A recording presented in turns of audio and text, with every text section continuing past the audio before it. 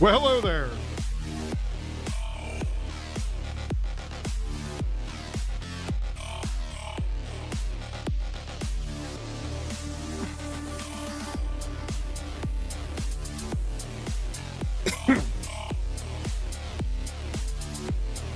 I'm letting people trickle in. We're going to talk about some mad Brits.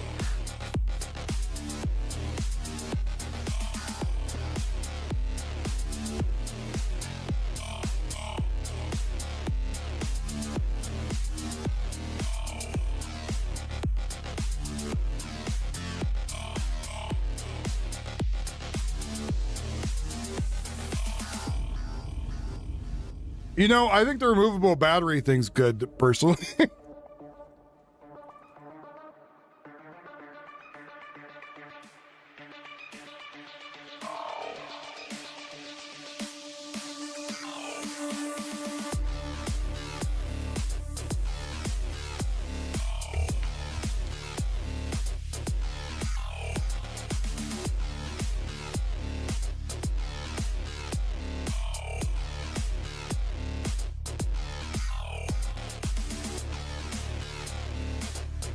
Yeah, I don't like it's like being a dictatorship towards them. That part I do not like.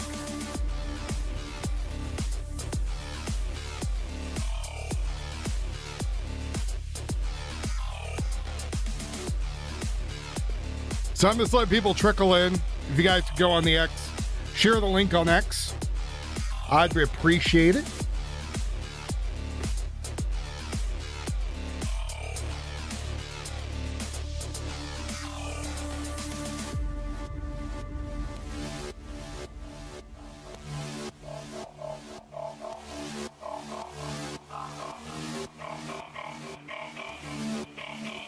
I am, buddy. I'm feeling a lot better. Thank you for asking. Appreciate you.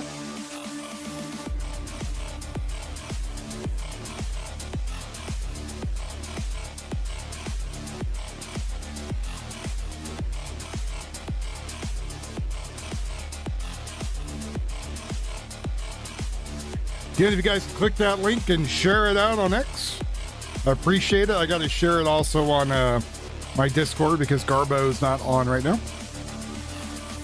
Because Garbo works nights.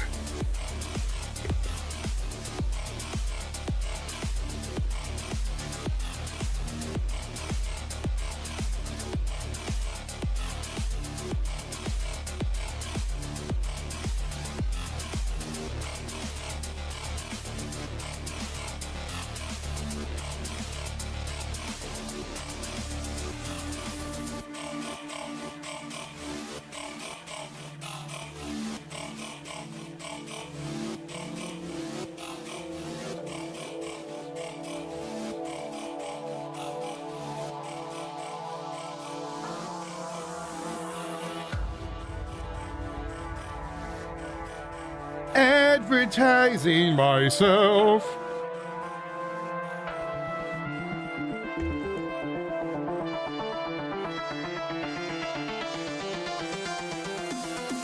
It's 7 in the morning. And yes, this is live.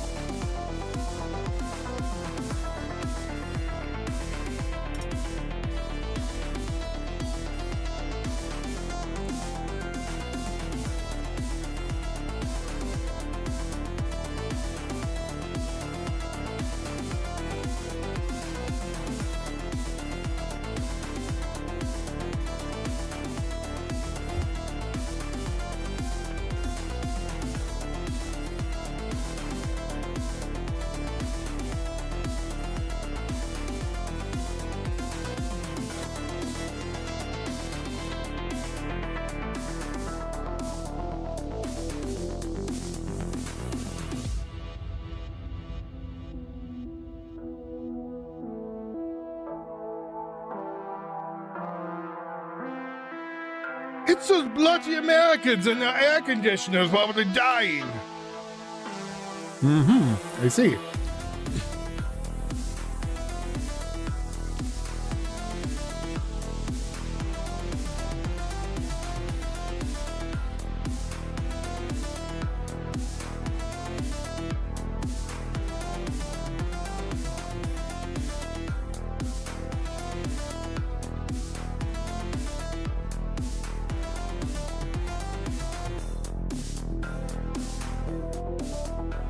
It's a me, hi.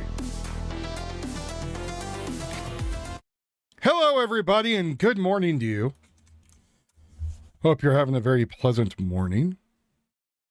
Now, I was told also that there's some voting stuff going on today I need to keep an eye out for by Alex. So we'll see where that goes. But I thought we'd just make fun of the British government. I feel like that would be a good thing to start the morning. In London for the ARC conference that it got to 36 degrees yesterday in London, and they were all losing their minds. They couldn't believe what was going on, so much so that apparently you've got buses catching on fire now. Over there. There was an electric... Well, it was an electric bus. Electric bus caught fire in London because, well, apparently they're just not built over there to be able to withstand the heat, which is rather odd. We've got electric buses all over Sydney. And it's funny too, because this is the Australians taking the piss out of British people, right? Australia calls its country the Outback because they don't want people to feel like they're in a giant desert. I don't see them blowing up all the time in the heat. They're just a bit weak over there in Pommyland, I think. They can't believe what's going on. They cannot cope with it. But they don't want you to cope with it, it would seem, because under all these rules and regulations that they brought in, planning rules and regulations when it comes to greeny stuff, apparently you're not meant to have an air conditioner unless it's the last resort. You're certainly not meant to use it unless it's the last resort. And there are literally inspectors going around in England. Oi, mate! You can't turn on your AC! Is your grandma dying? Yeah, it's summer, right? It's summer. Can't turn on the air conditioner though.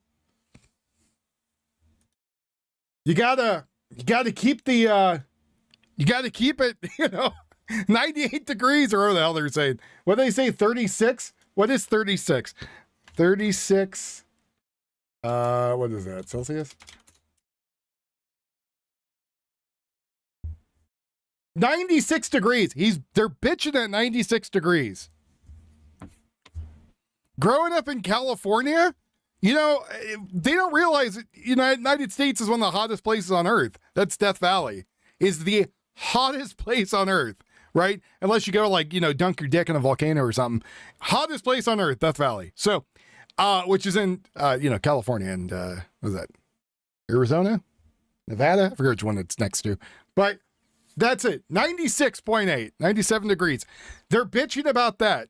Could you imagine them having 100-degree day? Like California, I remember it hitting like 102, 103, right? And you kind of just learn to deal. Go down to the river, hop in the lake or something, right? You just kind of learn to deal. Telling people that they have to take their air cons off of their homes because they're illegal and that they should have ceiling fans instead. I know, they're in a heat wave and they can't have air cons. This is from the Telegraph. Cop a load of this.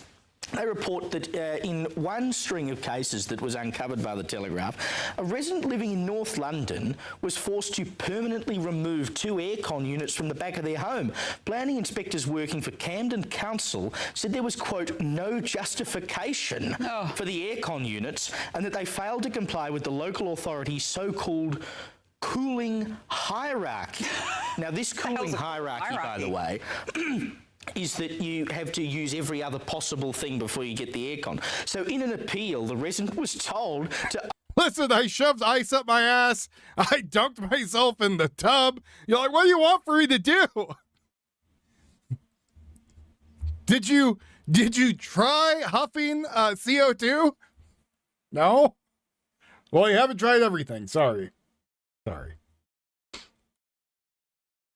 open the windows and balcony doors of their first floor flat to ventilate the property, quote, by natural means. They then said they were concerned about the security, but that was dismissed, and the inspectors said the risk was not as great as those associated with ground floor windows, and that the windows could be shut at night. And the planning document said that the main issue, quote unquote, of concern for inspectors was whether, quote, the need for active cooling is justified with particular regard to local policies on energy. And the Telegraph also has that another resident was ordered to remove 3 aircon units from their property, despite complying with all planning requirements. The Camden Council planning inspectors made particular note of the, quote, absence of ceiling fans in their home, even though it was not listed as a requirement. So under these greeny planning rules in the UK, they're now saying that you've got to have either your windows open or ceiling fans before you can even consider putting an air conditioner on. How many of you have a ceiling fan? I have a ceiling fan in my dining room / kitchen area next to the living room. And whoever put it in there put really small blades in it, but whatever. Like, and we also have forced air. Right, we have a forced air fan. So, you know, it will carry the air around, but if you're just moving hot air around, I mean, it's not really doing much. Can they have swamp coolers? Would that be acceptable? Hold on. Can you have a swamp or evaporator cooler or whatever?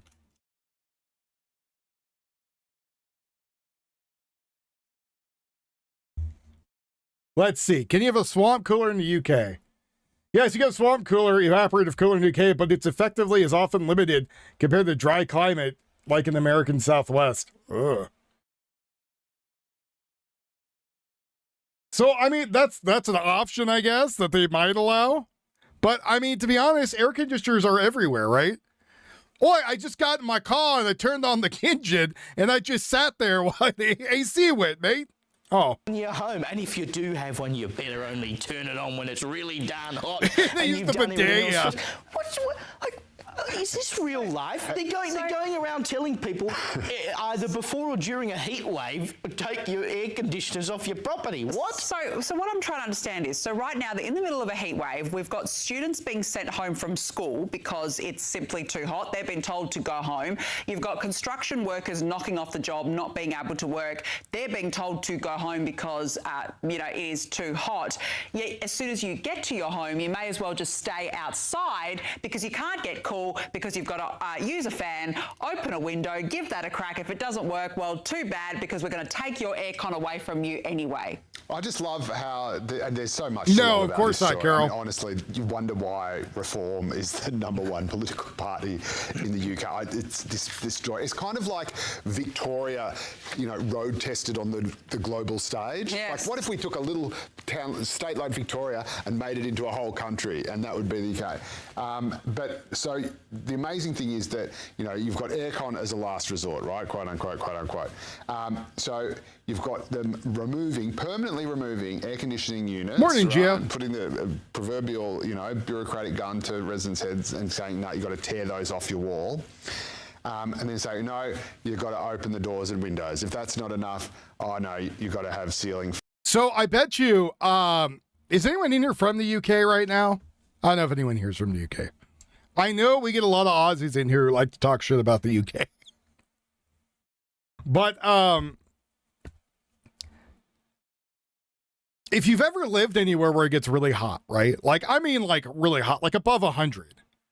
And I remember talking to somebody when I was playing video games, and, you talk to people all over the world. And I was playing Star Trek Online, and I was talking to this dude from across the pond.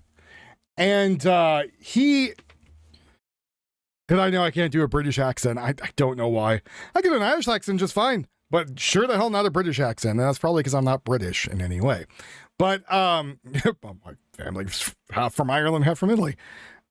I'm too fat to live in the UK now. I live in Florida. So these are Australians, Carol. These are not British people. These are Aussies. who are talking shit about the Brits.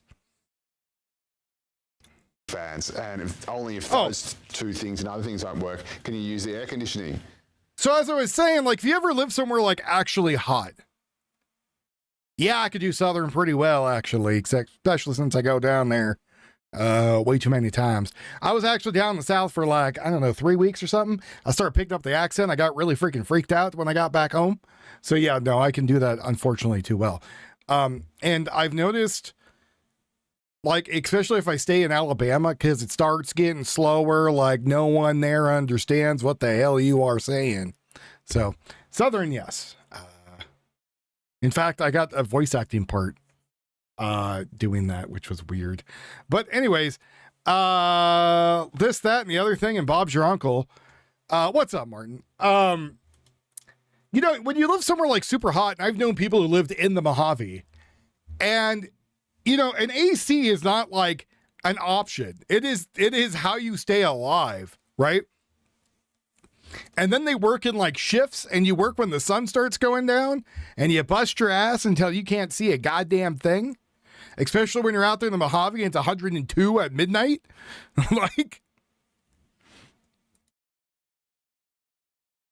but it's already been ripped out of the wall. Exactly. I know. It's already gone. It's already and gone. Amazing. So it's already impossible to use it as a last resort because they've demanded that you tear it out. But the amazing thing is that all this is being done by the people who are saying that temperatures are going to get even hotter. Yes, And it's going to get, the world is burning. Whatever you do, tear out those air conditioners. Like, just make it make sense. Is it the emissions caused by an aircon? I don't know how we possibly do it in Australia or any other part of the world. Solar, lots of solar. I mean, how they're just so obsessed with it. It's beyond bizarre. Because yes, you're right, Joe. If indeed it's going to get hotter and hotter and hotter, as they say, you need the aircon. Yeah. You do need, well, you know what it's like in 36 degrees weather here in Australia. If they did this in Australia, there would be a revolution. There would, can you imagine it? I mean, if you don't, like, there are in some Queensland, units they that turn don't. the aircons down. The government can turn your Yes, aircon they down. can. Yes, they can. They can. But I remember when I first moved to Sydney, my apartment didn't have an air conditioner, and it was the worst summer. It was the really bad bushfire summer, and it was the worst not having it. You need an air conditioner. I've not had an aircon the whole time I've lived in Sydney. Oh, well, how have you managed? With great difficulty. I take my balls and I drop them in the toilet and let it just cool me off. It's the end of Napoleon Dynamite hot in the UK. Yes. Can you do an Alex Jones accent? Yes, and we all know I can. Make sure you come over here. I might be too early to do that voice. My voice is getting deeper, and it's getting harder to do his voice, if that makes sense. For Alex Jones.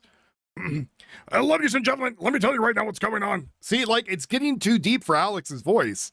When it used to be super easy, but my voice is getting deeper. So everybody, when I do it now, it kind of sounds like a deeper, more, I don't know. Alex Jones hasn't smoked a pack of cigarettes for the last 20 years. Listen, everybody, I gotta tell you right now, if you don't donate right now to wolftv.com, they're gonna come in and kick in the door and take out my studio. Yeah, I got the old man voice going. That's all right. Gets me work. It's funny. This is off the subject. That buy is a flat liar. I'll put money as an AC. Hey, you might. I wouldn't be surprised, especially in Australia. That sounds like he does now. Oh, there you go.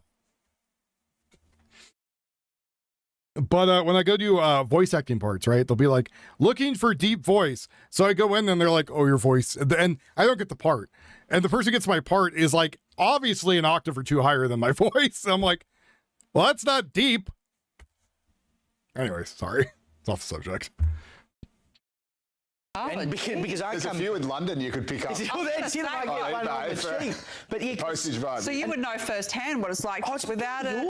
You know, if I could get a mini split from the UK that was used and convert it over, because all you got to do is you just rewire it, right? You open it up, you rewire it for 110, 60 hertz, right? I think it's right. 120, 110, 60 hertz. It'd probably be just fine, right? Ladies and gentlemen, if you need an AC right now, make sure to go to alexjones.com. Used ACs. Frankly, and because I of course come from cities with dry heat, you know, Adelaide boy, and I've lived in Melbourne, and it's much more humid here in Sydney. Oh, it's absolutely bloody awful. But the rentals I've lived in don't have aircon, so I've just had to battle through it. I'm living like a That pom. is true. This It's is 100% true. for Doing my bit for the Pleased to environment. know, Caleb and Danica, you don't actually need aircon if you want to reduce the temperature. All you need to do is swap your beef for lentils. Oh. And Now that's revolutionary. That is revolutionary. Yeah, you're more likely to get stabbed to death by a upset immigrant that you took in for asylum than you are to die from gun violence in the United States. I would say that's probably up there too. Like, you have a higher chance of some random guy stabbing you in Europe for the color of your skin than you do about getting shot. And you know, statistically, right? Where do most people get shot at? Center mass. All right, that was bad. But you know, where do most people, you know, which areas of the country do people get shot at? Usually the ghetto, right? So you get people who are carrying guns, who don't really give a shit about human life and don't think, and start firing rounds randomly at people, right? And you end up hitting each other. And so, like, most of America, which isn't the ghetto, very unlikely. Very, very unlikely. So,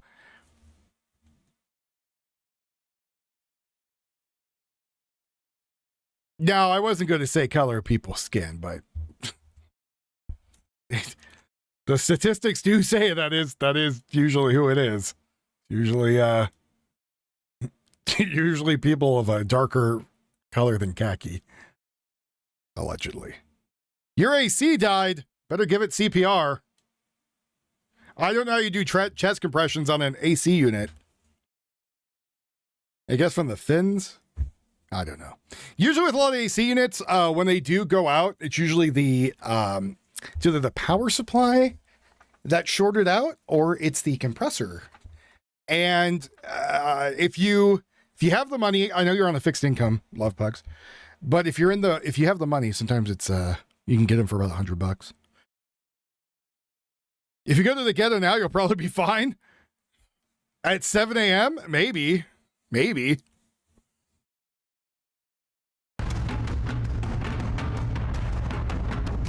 Europe is reeling Was under it a extreme Windows heat one? waves, the worst in decades. And guess what? The French are blaming Americans for the record-breaking Ho ho! You dirty American pigs! How dare you cool off your bodies? Ho ho! deadly heat.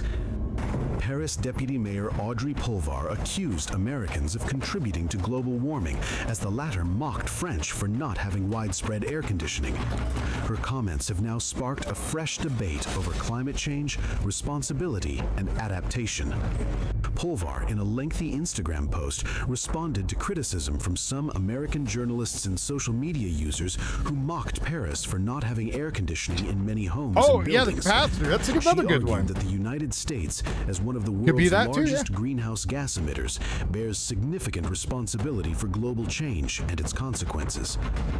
Pulvar also suggested that America's widespread use of air conditioning contributes to higher energy consumption and depending. How are we the highest greenhouse gas emitter in the world? Like, that, there is no possible way that is true, right? No goddamn possible way.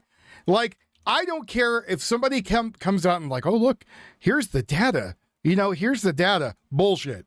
I'm calling complete and utter bullshit. I'm going to say India and China. Yeah, India and China are by far higher than us. Immensely higher than us, than the United States. I cannot believe that at all, right? And if they're like, well, you know, China says this. Yeah, I don't give a shit what China says, nor do I believe There's Venezuela of them rescuing more people. Nor do I believe any part of my mind that that's going to be true.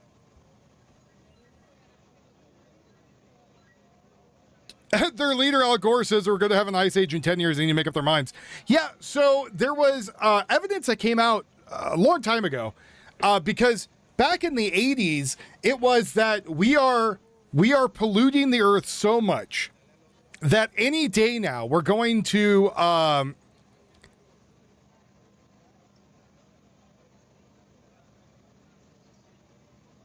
I'm sorry about that, love bugs. Yeah, stay hydrated, like Carol said. Take some cold showers. This is gonna sound weird, but you can also put like cold washcloths underneath your armpits and other places that will cool off your whole body and on your wrists. That's what you do for like heat stroke.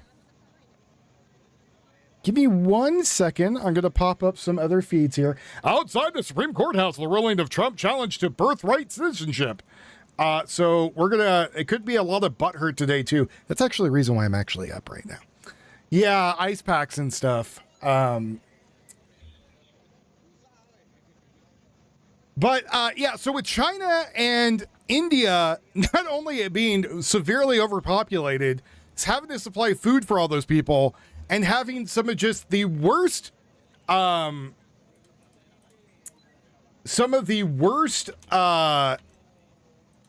environmental laws that there is. You know, there's people out there in China who that just, well, besides, I just had a donut. I don't want to vomit it up, but getting gutter oil, oh Jesus, getting gutter oil off made me vomit thinking about that. But also, like, to get gold out of circuit boards, they would just take the parts, throw them in a pit, throw gasoline and light them on fire. And then once they put the fire out, they would dig out the gold.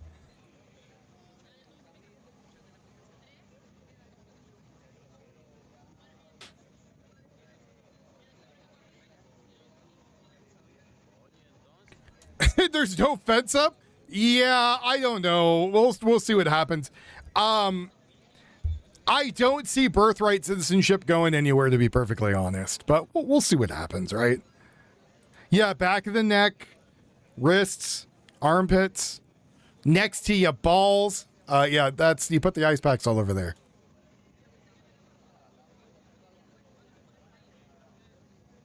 You know what we could do for the Brits since they're all unhappy and super warm?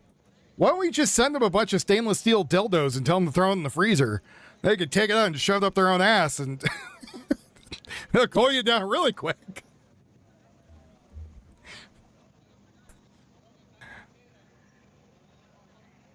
Send them, no, don't send them to Alaska. That's too beautiful of a place. I don't want them polluting it. It's one of my favorite states. Listen, everybody, if you want to make sure that the people in Britain are able to cool down, get on AlexJones.com and buy the silver bullet dildo. It's great for the freezer. Give it out of the side of the case.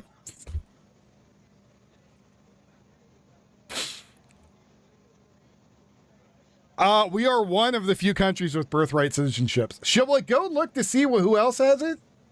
Let's see, who else has birthright citizenship?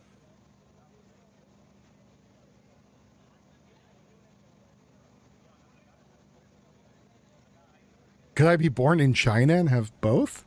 Probably not.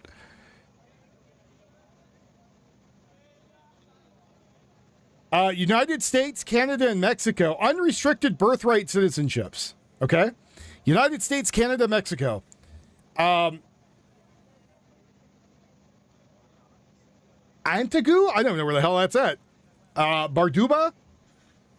Barbos? Basel, Costa Rica, Cuba, Dominica, El Salvador, Grenada, Guatemala, Honduras, I don't know why you pronounced that so goddamn wrong, Jamaica, Nicaragua, Panama, St. Kitts, Nevis, St. Lucie, St. Vincent, Trinidad, Argentina, Bolivia, Brazil, Chile, Ecuador, Ghana, Paraguay, Peru, Uruguay, Venezuela, Lesotho, Tanzania, Fiji, Tuvalu, Pakistan, Chad, Oh, the child has to choose at 18 which one they want to be at. You can only have one. Pakistan's with exceptions. Gambia. So that is, and that sounds like a lot. That is literally a very, very, very, very small percentage of the world. Rest of the places, you gotta, you have to fight the bugs to earn citizenship. Enlisting guarantees citizenship.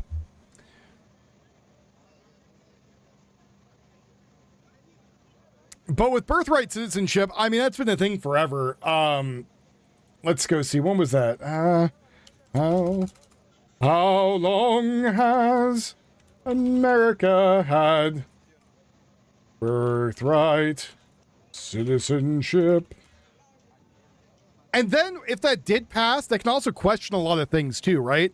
Like, if you were born here and your parents were born here, but the government decides, yeah, well, you're not a citizen anymore. So 1608, it became a thing. Key developments in the 19th century were Dred Scott versus Stanford and Civil Rights Act of 1866. And then, of course, the 14th Amendment by the 1868. So, yeah, with 157 years, I don't really see this as a worthwhile battle to go with.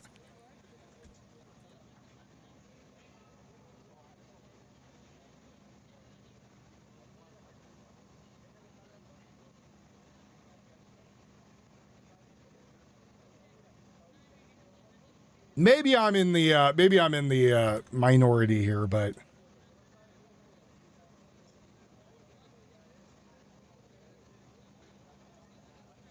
I'll also put birthright citizenship on the show since we'll probably be talking about that. See these countries trying to invade us? Oh, you will keep your AC as much as you like. Thanks, Greta. Yeah. So I guess, and this is going to gross everyone out because it grossed me out too, even more than the gutter oil.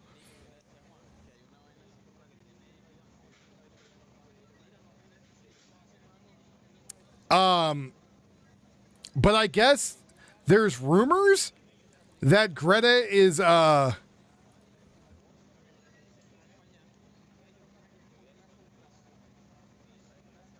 gonna start an OnlyFans, which I'm like, that's disgusting. Like, that is goddamn nasty. But apparently, there is rumors that Greta's going to start an OnlyFans and that she's using all the money for climate activism, allegedly.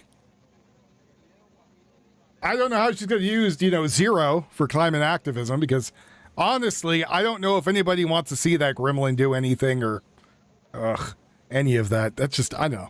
To me, she's kind of nasty. On how electricity is generated can increase greenhouse gas emissions. Pulvar defended Paris's climate policies, saying that you know what you could do to very much reduce the amount of greenhouse gases? Switch to nuke energy, then build plants that are not breeder reactors, but reactors that use the spent sources of other reactors and just keep using it over and over till it's diluted to absolutely nothing.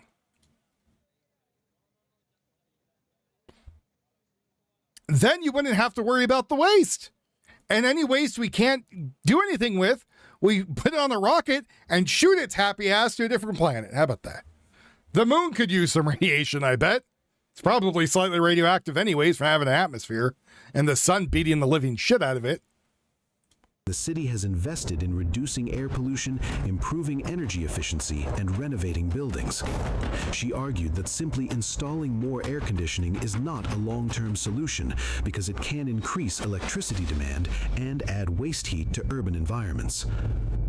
Pulvar's comments came after France experienced one of its most intense heat waves in recent years. Temperatures in Paris climbed above 40 degrees Celsius, or 104 degrees Fahrenheit, prompting authorities to implement emergency measures.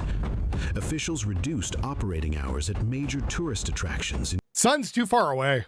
It would take so long to get out there, to get to the sun. And you have to get it to the point going to the sun for the gravitational pull to pull it into the sun. The issue though is as it's getting pulled, if for some odd reason it decides to wang itself out there and then shoot it back at the Earth, now you got a meteorite that's full of radiation heading towards the Earth. Including the Eiffel Tower and the Louvre, while expanding heat response measures. Honestly, just using the fuel up till it's no longer radioactive is the overall best idea, but across the country. According to French authorities, dozens of people died in water-related incidents as many attempted to cool off outside designated swimming areas.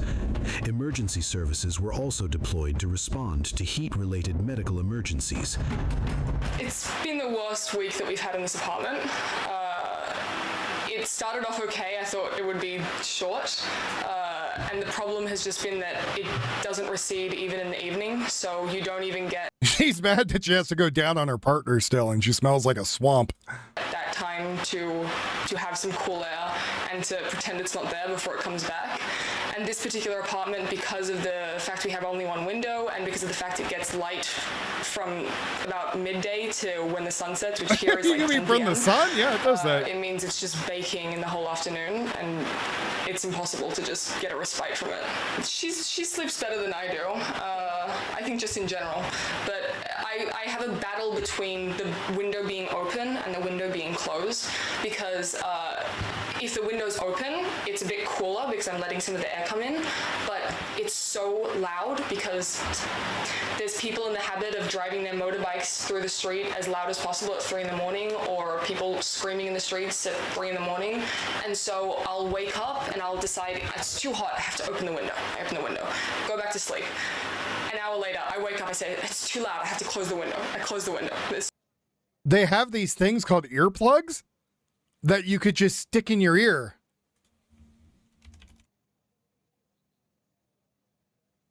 You could just put earplugs in. And then you don't have to worry about it. Now, I don't believe either of these ladies are actually British. One, they actually have good dental care. So I'm guessing that they're French and they just speak English. Too hot, and it's a very Kafkaesque cycle against the window. It's not Kafkaesque. Buy earplugs. Literally, act like you're part of a hotel down there and be like, "Oi, I'm in room blah blah blah. Can I get some headphones, some earplugs, please? Oh yeah, mate. Here you go." Right? And you just take them and you're good. I carry when I travel because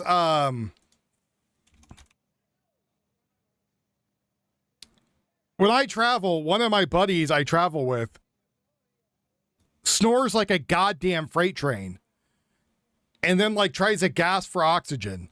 And I put my earplugs in because he's going to die anyways from it. I have nothing I can do.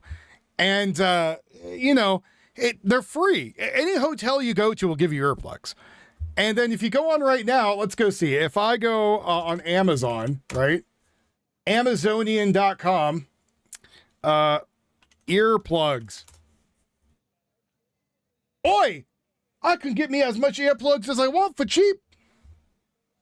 I can get earplugs for $10. 55 pairs, $10. Oh, I got a phone call. France is not alone. Cities across the continent are reeling under heat wave, something which was previously unheard of. These European cities have traditionally relied less on air conditioning than many American or Asian cities because of historically milder summers and different building designs. But as heat waves become more frequent, governments are increasingly weighing two priorities: reducing emissions to slow climate change, while also investing in measures that protect people from extreme heat today.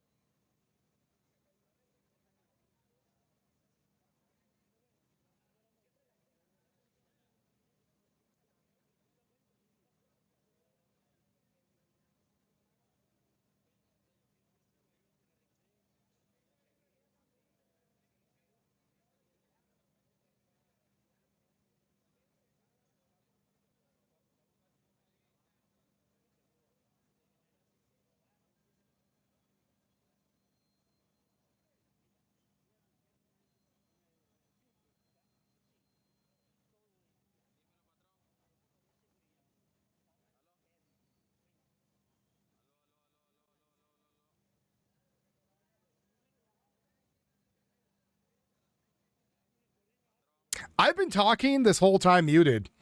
As I was saying, I went and looked up how many heat waves Britain has had, right? So 1976 British Isles heat wave, one of the most extreme and longest in living memory.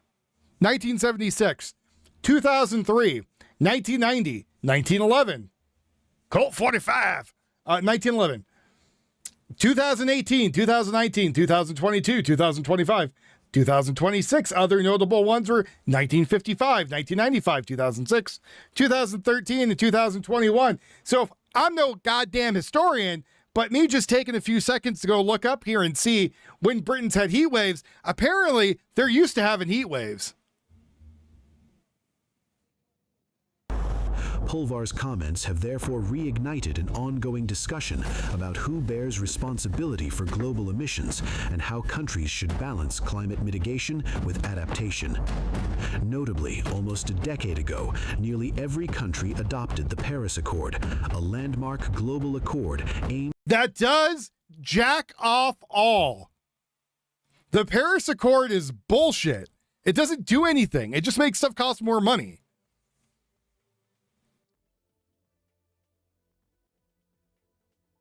Let's go see. Extreme polluters in the world. 1911 Colt 45. Oh, look, number one is China with almost 3 times the amount. This says India is the number 3 and the United States is number 2. Highly do not believe that. Sorry. Oh my God. Top polluters per capita. The number 1 per capita polluter is Qatar, then Kuwait, then Saudi Arabia. And then they're saying America, Canada, and then China, which again, I don't really believe. This show includes footprints and is a higher in wealth, oil-rich energy, incentive nations. Top polluters per capita. So United States is up there, but it says China dominates absolutely total manufacturing plus coal, but allegedly has a lower per capita emission than US or Russia.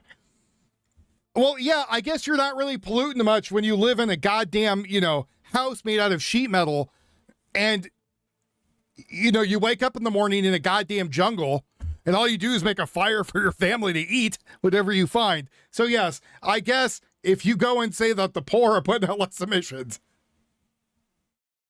Okay, I guess. at limiting global warming to well below 2 degrees Celsius while pursuing efforts to keep it to 1.5 degrees Celsius. However, under President Donald Trump, the United States announced its withdrawal from the agreement during his... Because it didn't do anything. Again, right here, President Obama committed $3 billion to the Green Fund. What the fuck is the money going to do? Sorry about my language. But what is the money going to do to make less climate issues, right? Let's say that we have a huge climate thing, right? Let's just say that. Let's say that right now, that we're in the spiral and that our planet's going to burst into flames any minute now, right? And let's ignore about the earthquakes that actually, move the Earth's tilt a little bit and actually changed our rotation around the sun. Let's just throw some of that out there and say it's not true. What is money going to do? I guess making cows wear diapers would help. How'd you get gored? I tried to wipe the cow's ass. He didn't appreciate it. He probably kicked the shit out of me.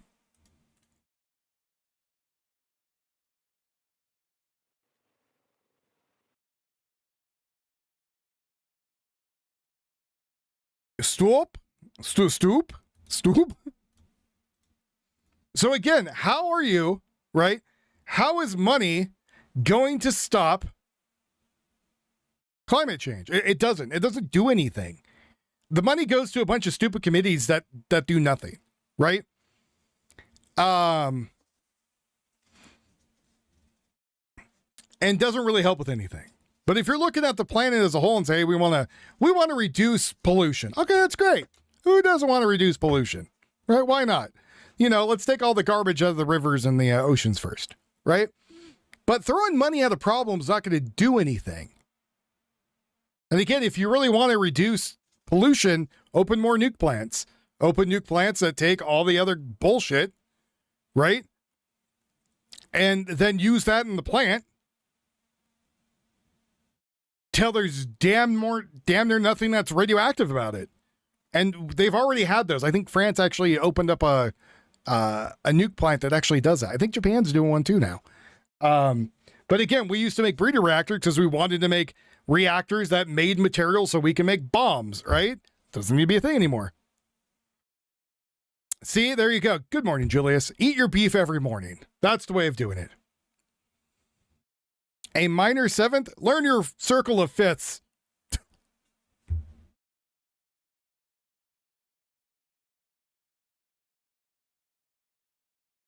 But as far as throwing money, though, at the climate problem, it's not going to do anything. It's not going to fix anything. First term, arguing that it disadvantaged America. The U.S. later rejoined under President Joe Biden, but after returning to office, Trump again moved to pull the United States out of the Paris Agreement. As temperature continues to rise, the argument is no longer just about air conditioners or one heat wave. It's about who should bear the greatest responsibility for tackling a global problem. And with inconsistent policy on climate action, Washington is surely finding its name on that list. But again, we're not the biggest. We're not the issue. There's three other countries, and per capita, I guess, even more than that are to blame, that you can go point the finger at. In fact, America is one of the few places that has reduced our carbon footprint a lot. And that's if you believe it's really doing anything. But going out there and saying you got to give us $3 billion, $6 billion to fight this, well, how are you going to fight it? Where's the money going? What are you doing about it? Are you planting trees? Are you cleaning up the ocean? I bet you're hiring committees to do studies that do dick all. And somebody's getting rich off of it. That's it.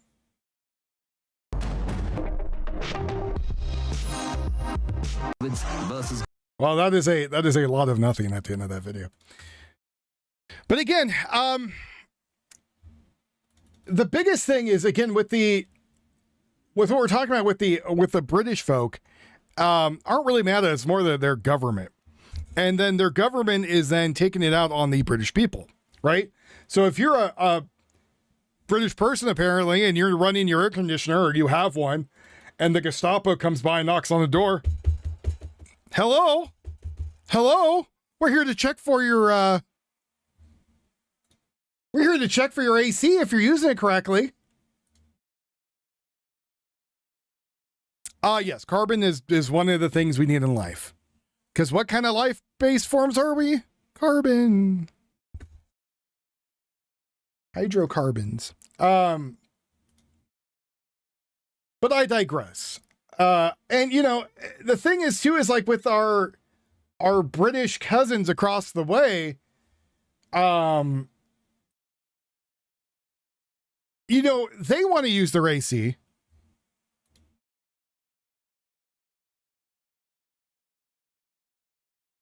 The island syndrome? What's the island syndrome? You mean like the island, the book? That one? People getting gassed randomly and drug away? Welcome to the island.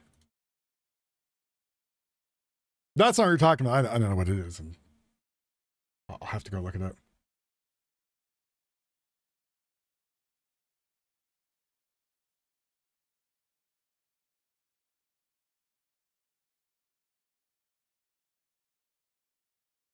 So again, people are showing right now like, oh, well, the British believe, what's really happening is that America's getting cooler while Britain heats up, right? Well, that's not true either.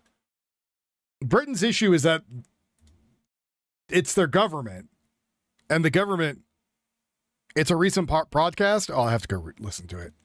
Well, give me an idea what the hell it's about, and then I'll see if I'm going to go listen to it. My life is very short. Well, I'm very picky about what I do. So you gotta encourage me.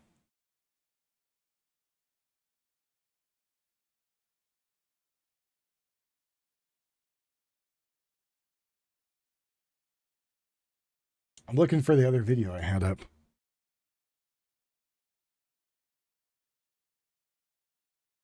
Well, again, so my thing is I'm willing to keep an open mind, right? I'm willing to keep an open mind. So as having an open mind, I'm willing to say like there's a possibility that we could do something, okay? Just for the sake of argument, all right? And let's say that is a thing, right? That we turn around and say, hey, look, we got the climate, it's going to shit. We should really do something about it. How do we do that, right? How do we as a planet get together and, you know, for the greater good, and we say, hey, we're going to reduce these emissions.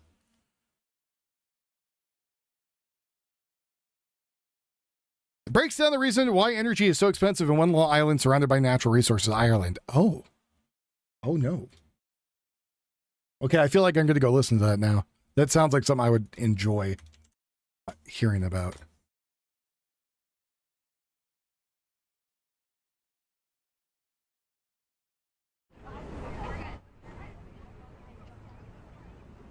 But again, I'm not blaming the Brits either. Like, I'm not saying the British people are to blame. I'm saying that the governments are to blame. And the Paris Accord, same thing. I don't know where the hell the money's going for the Paris Accords. Let's go see. Can we figure that out? Will the robot know? Let's see. Robot. Domi arigato, Mr. Roboto. How do I want to word this? What does the money for the Paris Accords go to? Domo. Your turn, chat. You guys know the song. Finish it up for me. Initial climate finance. 2009 Copenhagen Accord developed countries pledged to mobilize $100 billion per year by 2020 for developing nations. What does it go to? Mitigation, renewable energy projects. So nothing.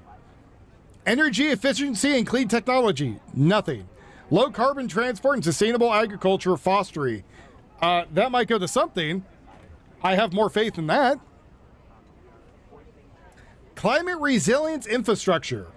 Drought resistance crops, early warning systems for extreme weather, protecting ecosystems. Okay, so majority of that are just fancy words that mean dick all, and no one knows where the money goes to. All right, sweet. Awesome. Technology transfer and capacity building. Means nothing. Fancy words. Loss and damage support. Newer fund for unavoidable impacts. But where's that money being stored? Where's it going to go to? What is a climate emergency that gets impacted this money has to go to? Right? We have no idea. Early warning system for extreme weather. So we have a lot of stuff already, and we have meteorologists that every day do science, right? Good day. Good day to you. We have technology every day that monitors the weather. We have radio weather stations all over the planet. We have satellites that cover the planet. We have all kinds of infrastructure already that gives an early warning sign when something happens. And it's not crazy to already have these in place. But again, I don't know what the hell the money would go to. What are these early warning systems? Well, I'm going to tell you right now, it's going to do a bunch of companies with grants that they have to spend this money before it vanishes. I learned the other day that getting grants is not too hard. And there are people who embezzle the shit out of them all the time, which is disgusting and should not be happening. But just to give you an idea. World Bank, regional development banks, and other UN programs.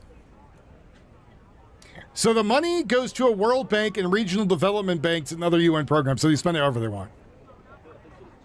And then they have a mix of grants and loans that give out for climate research. So, direct from donor countries to recipient countries. So bilateral aid. So we give them this money, and then the money goes to somebody else. So again, the accords are stupid. It's give us money, and that money might go where it's supposed to, right? It doesn't mean it's going to. Just it's a nice thought, right?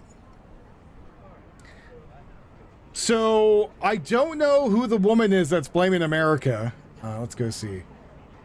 Woman blaming America for the seat.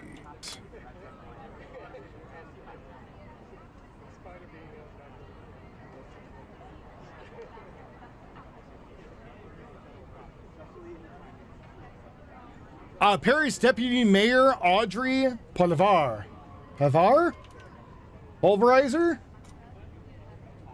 Oh, yes. Let's learn about her. She's a French journalist, television radio host, and politician. Oh, bullshit artist.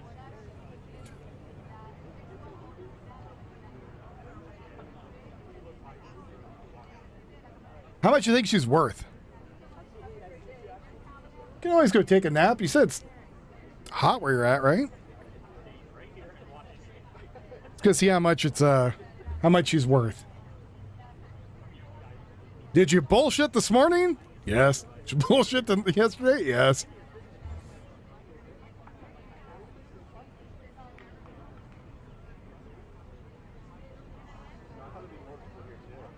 Okay, so it says previously as a TV host journalist, she reportedly earned 11,000 euros net per month at Canal Plus. I don't know what the hell that is. Including image rights. She also had consulting, speaking, and other media consulting that brought her in significant income, over 180,000 euros. Consulting and lecturing in some periods. As a Paris deputy mayor, her salary ranged typically higher level France local elected officials, likely 5,000 euros, 8,000 euros per month gross, depending on reasonable allowance. So are you telling me that this woman is doing only some regular jobs for super cheap, but gets paid $180,000 for doing consulting? Yeah, somebody's giving that woman a kickback is what I'm saying.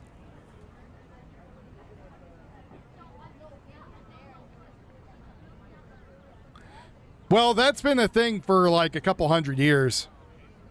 If you bring a kid here and they're born here, the kid's American. Because again, the other thing you got to worry about with that, right, is that let's say you got rid of the ability to be born here and be a citizen, okay? And let's say your parents are Americans and you're an American. There could be ways of twisting the screws legally to make it that even though you're a citizen here, they take away your citizenship. And I think that's one of the arguments that they're going to make. Which again, that opens up all kinds of weird, crappy loopholes. Like, do we take citizens we don't like and take away their citizenship? You know, I don't know. But again, we've had the citizenship thing when you're born here for over 100 years. So it's very unlikely that it's going to go away, you know?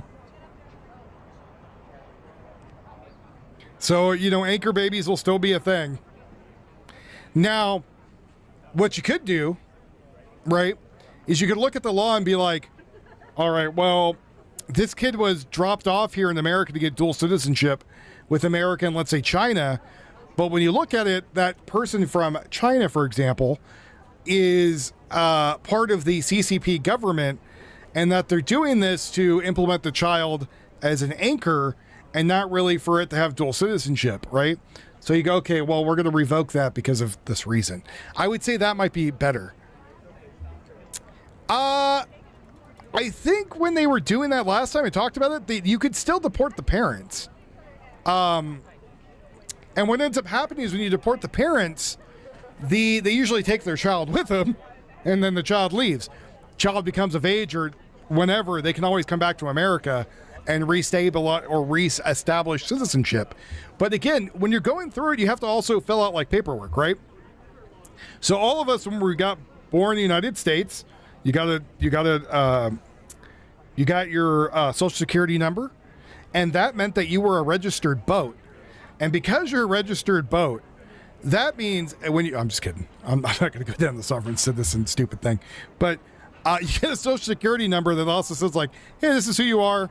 Here's your fingerprints. This says you're an American citizen, yada, yada, yada.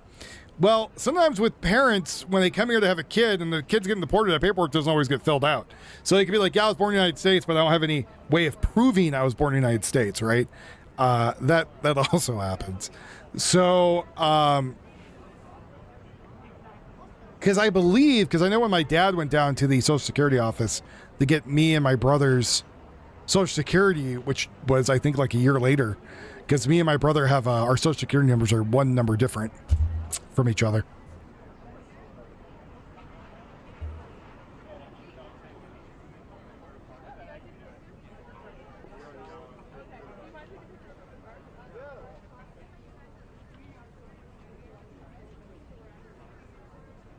But again,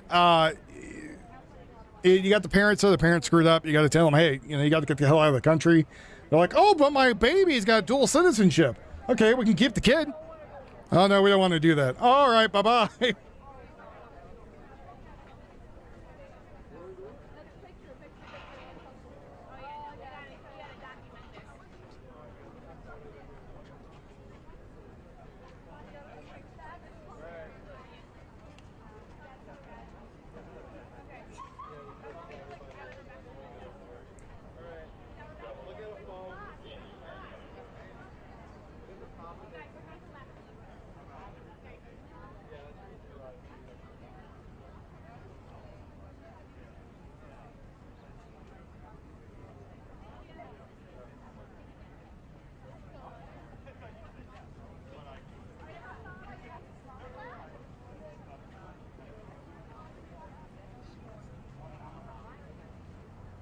Give me a sec. I'm just letting my voice chill out for a minute. Let's see what else is going on. U.S. Supreme Court has ruled that children born in the United States to the parents who are unlawfully or temporarily present are U.S. citizens at birth under the 14th Amendment. Striking out President Trump's executive order restricting birthright citizenship. Again, that has been a thing for 100 of years. It's one of the problems I have with Trump is I feel like Trump does pick battles that are not worth fighting, right? For whatever reason. This is not really one of them. Chief Justice John Roberts delivered the opinion of the court, joined by Justice Sonia Sotomayor, Elena Kagan, Amy Coney Barrett, and Ketanji Brown Jackson. Clarence Thomas, Neil Garsh, and Samuel Alito dismissed the Justice Craig Kavanaugh occurred in part and dismissed in part. But again, so if the parents are there, it doesn't make the parents citizens. It only makes the kiddo. And the parents still have the right to be, packaged up and shipped back where the hell they came from. And again, you tell them, yeah, your kid's American. You're not. Oh, but my kid's here and I have to stay with my kid. No, you don't. Especially if you're illegally here. So when that kid becomes older, or even if they're a teenager or something, say, hey, I want to go back to America, right? They have their passport, they have all their paperwork, they show up and say, I'm an American. California tax goes up. California gas tax goes up July 1st. Son of a bitch. By how much? Maybe I'll fill some jerry cans with me when I go to Cali for the 4th. Why do you got so many gas cans? You guys are too goddamn expensive. Filled up my jerry cans and my truck. That's why I can get back home. Not paying your goddamn high gas tax.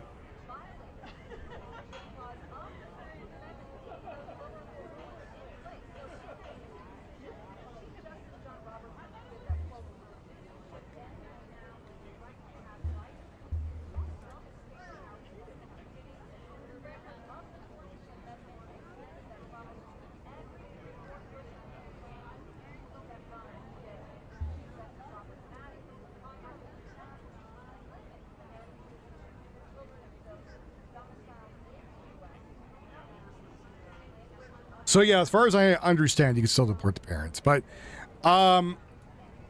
I don't really see it as a battle worth fighting. You know what battle is worth fighting, which Trump should have passed an executive order and never did? The Second Amendment cannot be infringed. That's what he should have passed, and then gotten rid of the ATF. That's what should have happened. That is a battle worth fighting.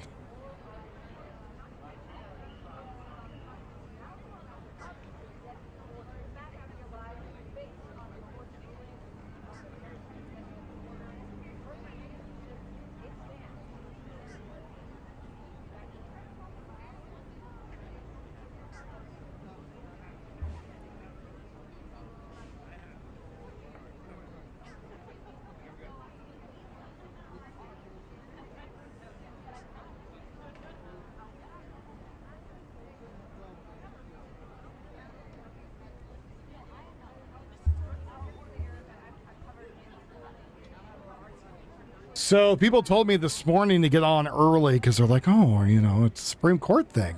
Supreme Court's going to go nuts. Let's see.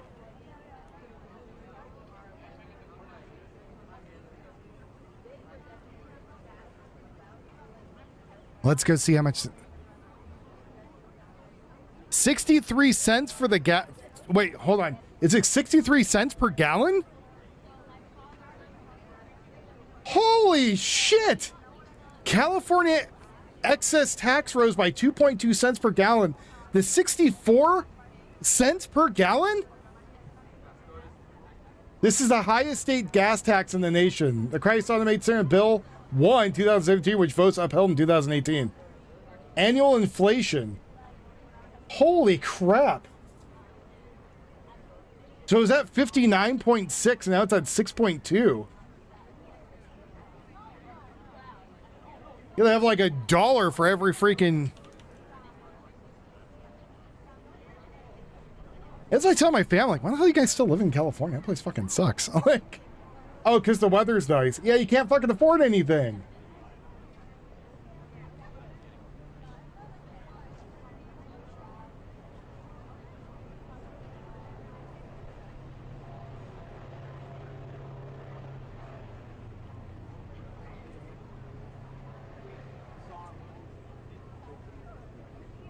Starting to look like Europe.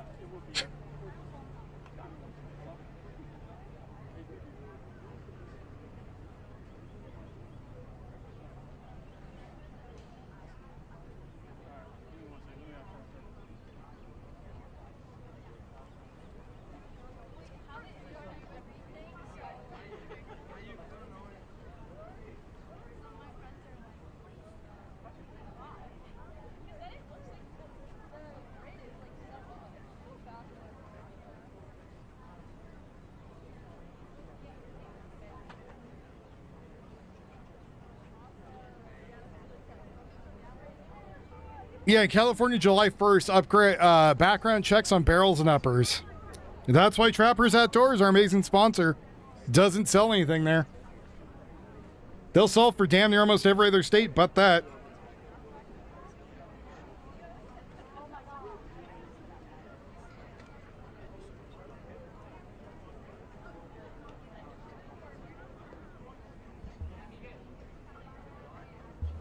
No, thank you.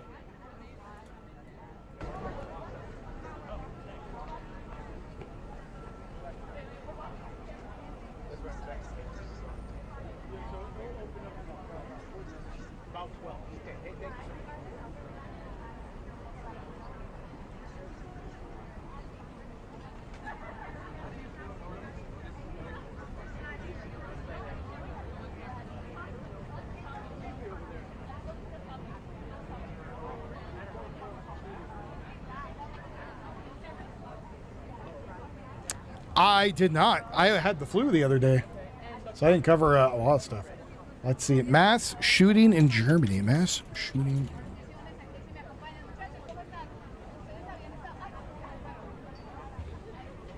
All my audience is like, why the f are you early? None of us watch you early. You watch you in the middle of the night.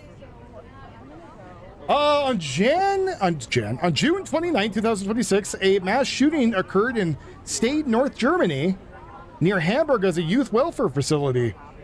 6 adult kids killed, 4 women and 2 men. 5 died at the scene and died later in the hospital. Several others were injured, some seriously. Suspect was a 45-year-old man reportedly with Turkish roots in Germany. Oh, surprise, surprise.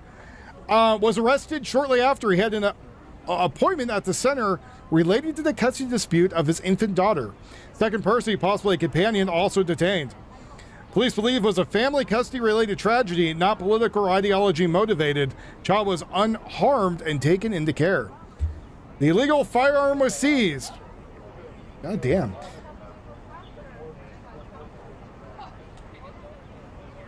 So he was able to get a weapon, go in, kill a bunch of people. But hold on, that's impossible. How could he do that?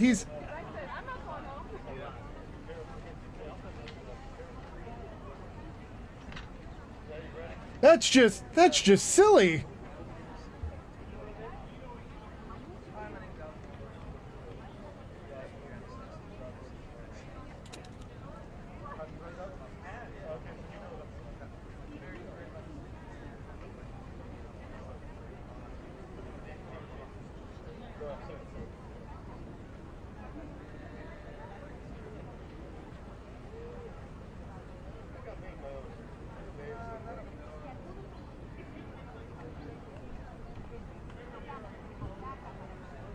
So that's what it is.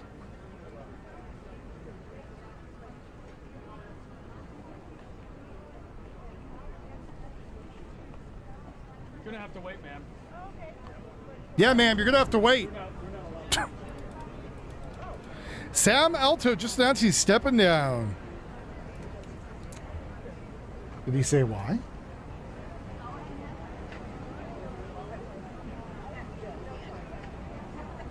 Well, all the gun laws over Europe, and they don't do dick all. Just like how gun laws are kind of worthless.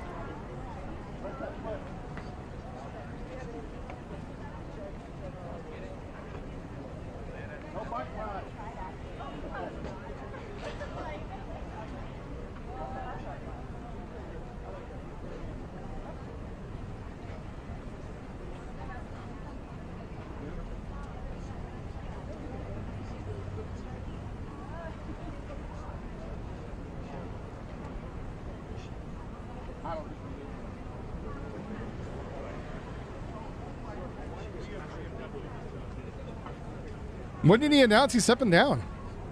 Today? Just announced.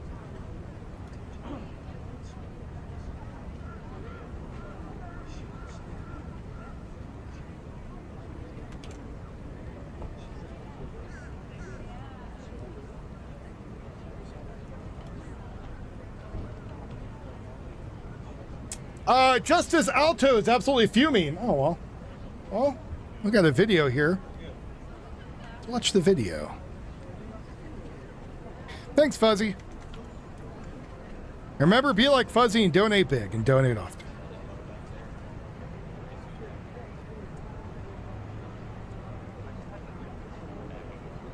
Got more. Yet again. Shannon. All right, this comes from Justice Alito, who brought this up during the arguments. This is his separate dissent. He said the court's interpretation also has national security implications. Suppose that a person's only connection to this country is that he was born here to a mother who was present just long enough to give birth and then quickly return to her native country. Suppose that country is a strategic adversary or enemy of the United States. Suppose the child never visited the United States while growing up and was inculcated with hatred of this country. According to this court now, that person is a citizen of the United States. Okay, so even if he is a citizen and he's got ties to a terrorist organization or a country that has roots to it, he's going to be very much criticized when he comes here, but he can enter and leave the country as he pleases. He can travel. Not true, because even as a regular citizen, we can't really leave the country as we please, right? Every time I went overseas or to another country, you have to have paperwork. They look at the paperwork and, you can get red flagged very easily. Travel the world on a United States passport, even if he plots to harm this country. Also not true, because he would have to file for the passport, prove residency of said passport, and then do all the paperwork. he cannot be deprived of his status as a citizen, at Also not true. You can lose your citizenship. least under current precedent.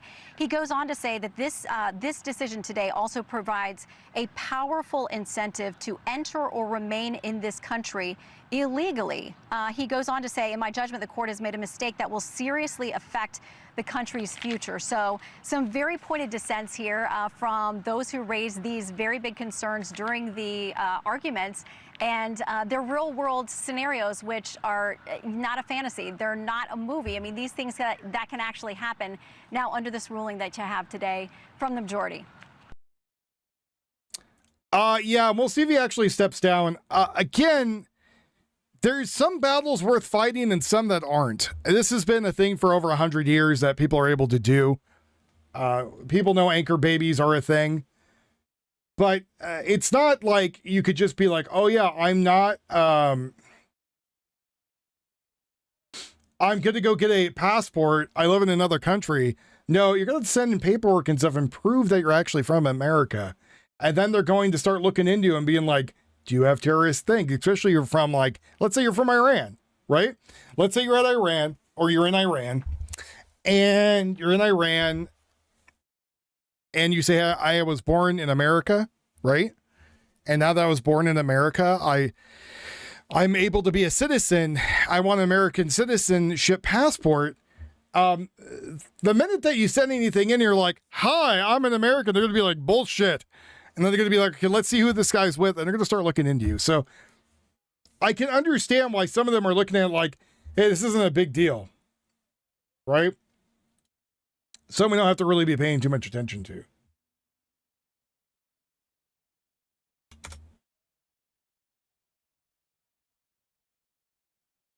But I would say them trying to pack the court once he leaves is definitely a thing. And that's something to be worried about. I would say that is a bigger concern than anything else, right?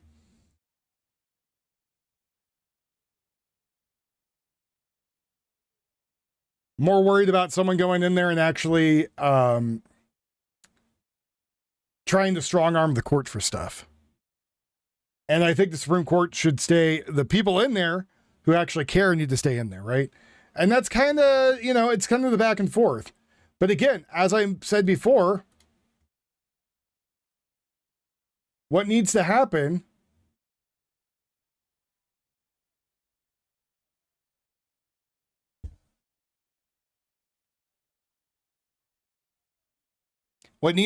though is the Second Amendment stuff needs to get more fleshed out. That should be a no bullshit thing, and it should be straightforward. Shall not be infringed.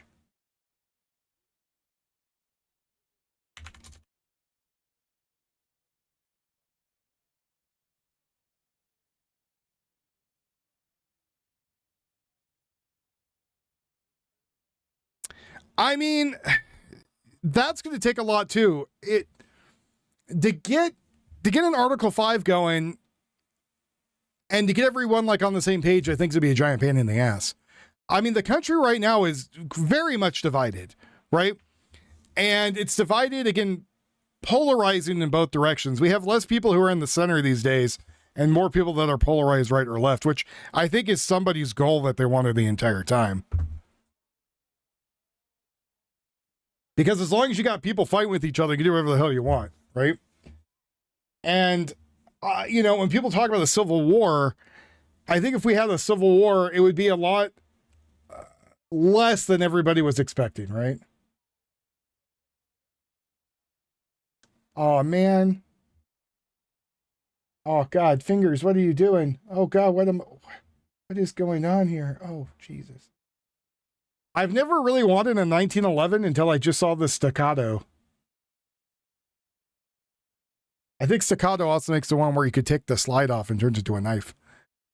Or, when you're John Wick.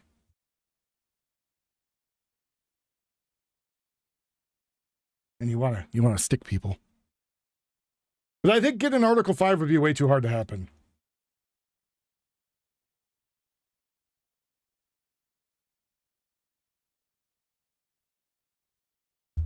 And like, what are you hoping for with it too? That's the other question.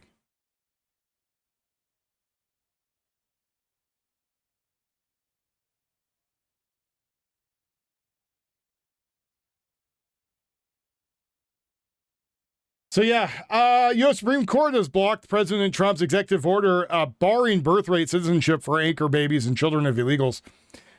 Democrats will now ramp up allegedly their facilitation of the invasion of the country.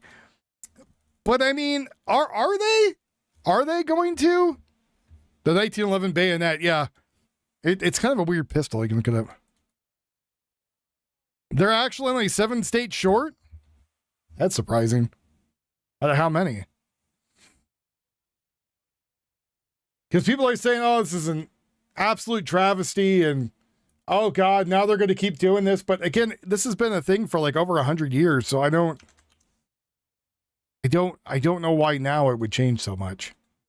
Like, you know, an insult that you would say to your Hispanic friends were that you were an anchor baby. So that was 20 years ago, 30 years ago. And it's a big one. It has to do with birthright citizenship. It was an executive order that President Trump, on day one of his second term in January 2025, signed the executive order.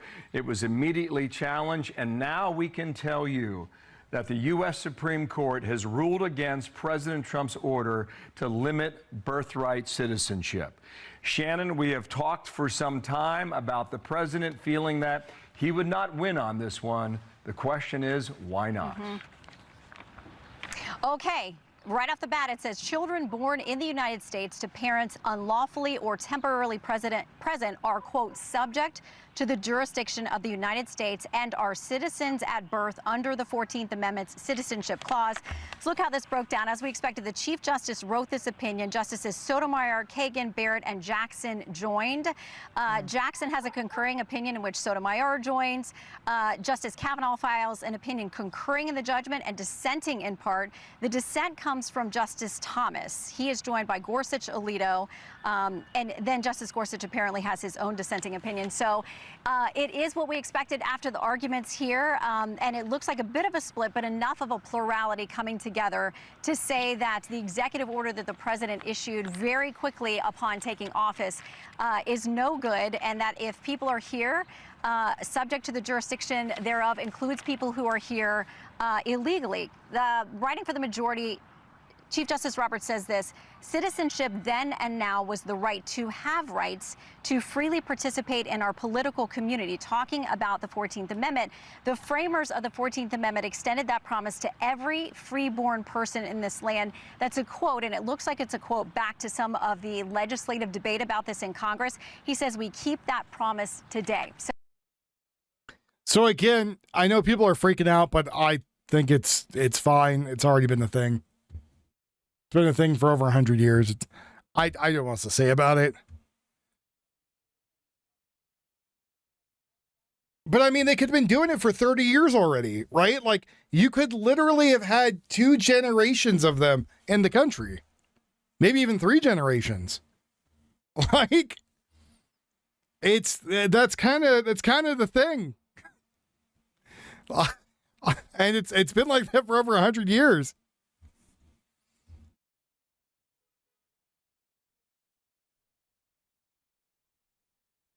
As you know, as people might hate that, but I don't know what else to tell you. Like, I don't think it's as scary as people think it is. I don't know.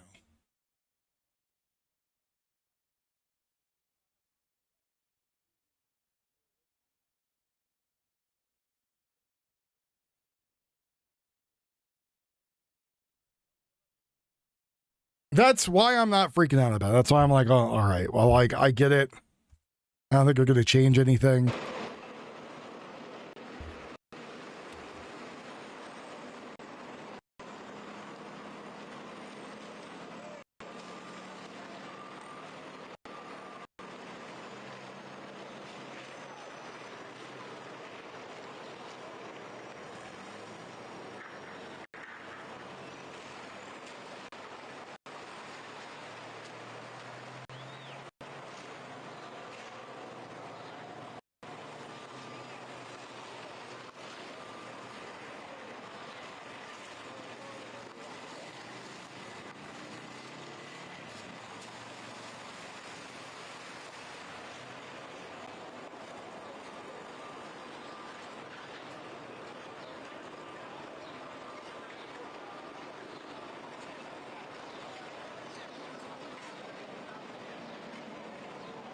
Guess my thing is it could be worse.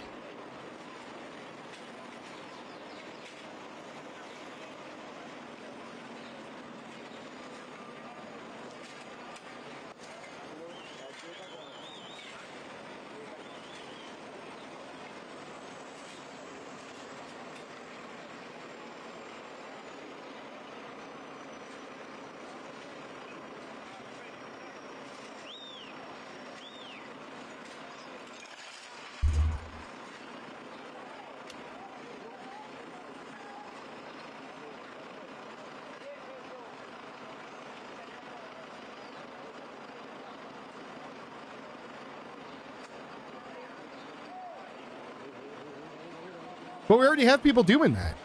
Like, there was literally an island where one of our territories where they had a Chinese hospital set up where there's popping out babies one after another. Like, you paid money and you went and had a baby in America to have your baby have dual citizenship.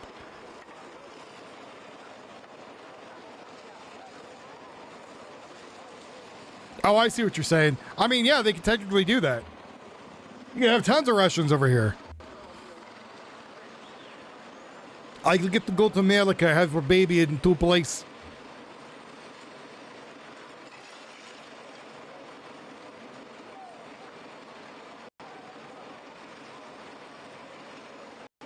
They hate the Russian people.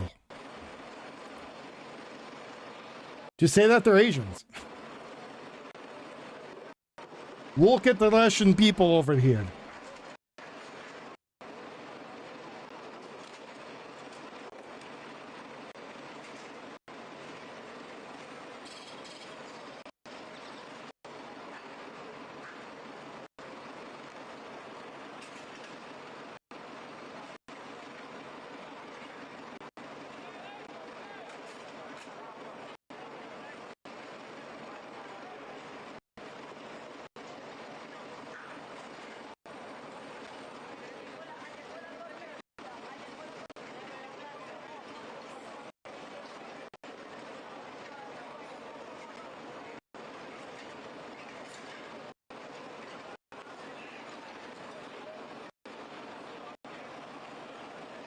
Look, here is the Russian people.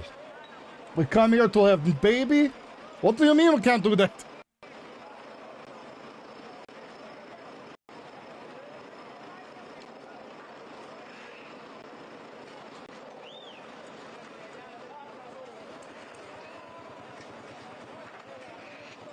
So I guess maybe they're showing it like if you have to change the birth rate thing, you might also have to have it be a constitutional amendment.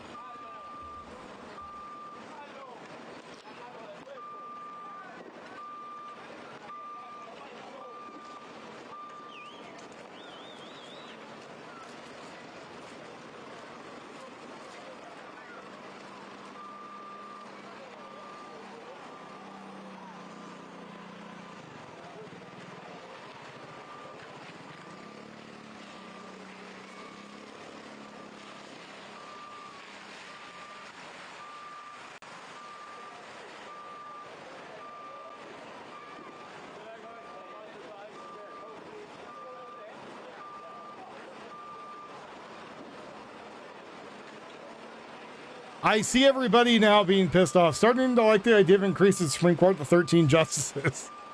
People are saying Amy Coney Barrett was a mistake.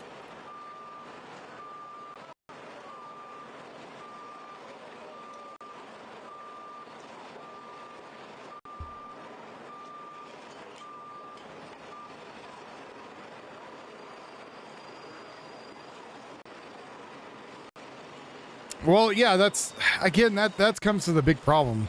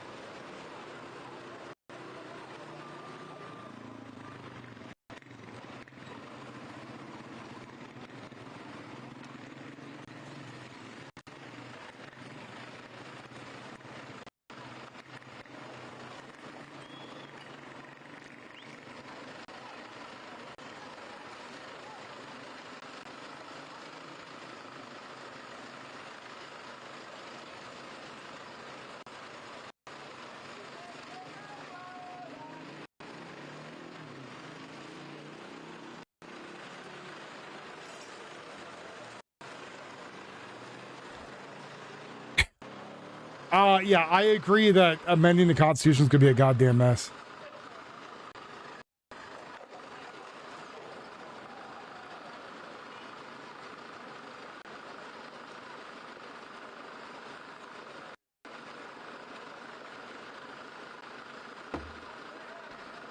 I know, again, people are unhappy, but like it's going to take a lot more to do it. And you know, the thing is, because it's a constitutional amendment, right? That's one of the reasons it gets kind of sticky. And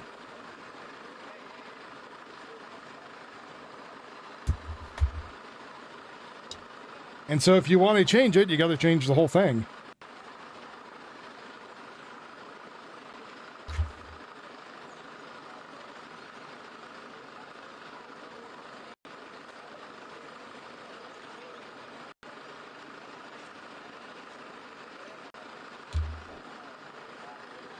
Look, I'm going to do a sound YouTube doesn't like.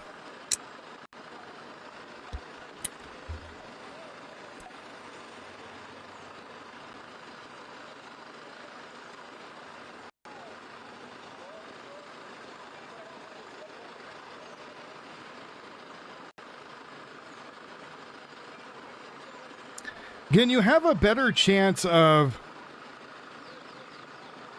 a civil war than some of the stuff that we hope will come out, which, again, I don't even think a civil war is very possible either. People are too goddamn lazy.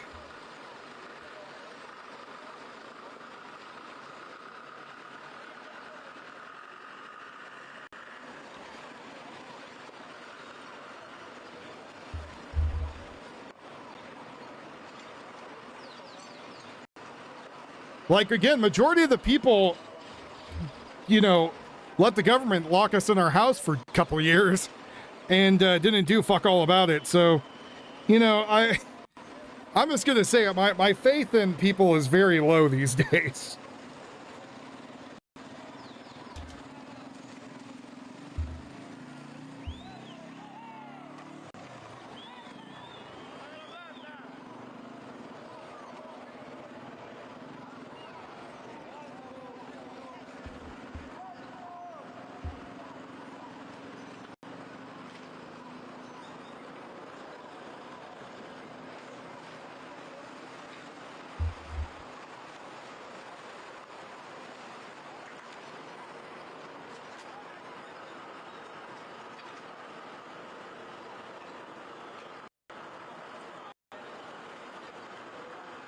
Yeah, I would say it's a more likely scenario World War III breakout than a civil war.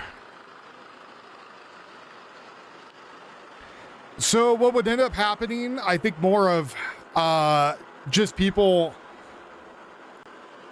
creatively fighting back is the thing I would say.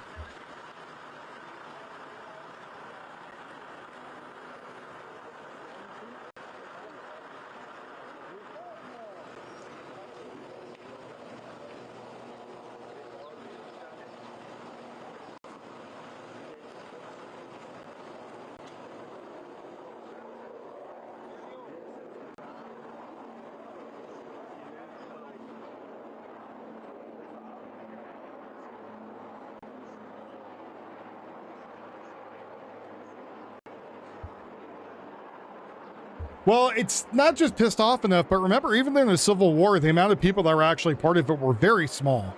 Like, you know, people say, oh, we're the 13%ers or whatever. It was closer to like 20% with everybody who helped them get supplies and whatnot, plus the regular army.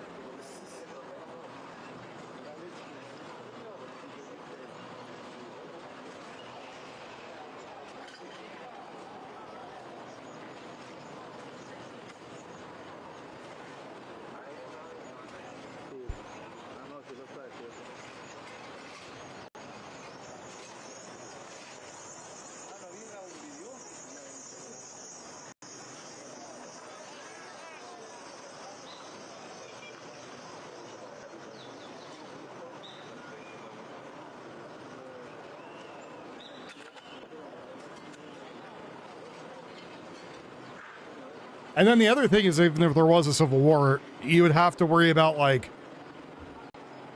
you know, the shittier people in the country.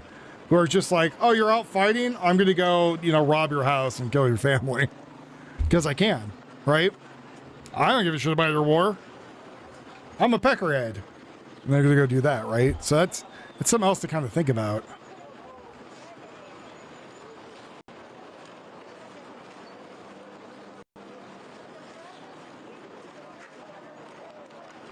So, Fuzzy, I went and did research on that, and that's not totally true either. Like, it was closer to 20. And that's with the people who supported house people, et cetera, et cetera. It was 13%. It was a lot higher than that, than the 3% of people who said we're the ones actually in it. I was like, that number doesn't sound right. So I sat down and did a bunch of research on it. And there's a lot more people. And there's people from different countries. Even then, they're not even sure if that was true when they talked about it. Because again, people are like, oh, it's a pipe dream. This isn't really going to happen. Then people started doing shit. One thing led to another.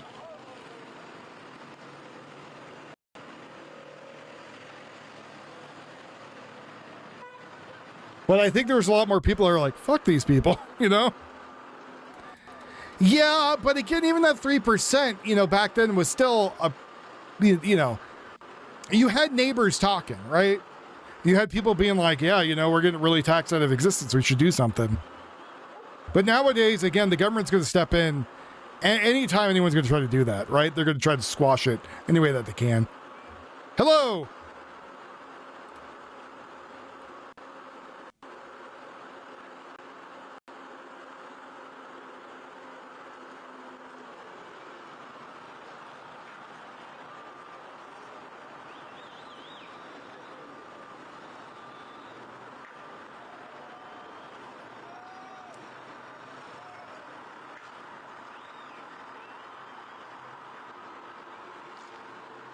Yeah, they said that they held up the Constitution, that the constitutional right already.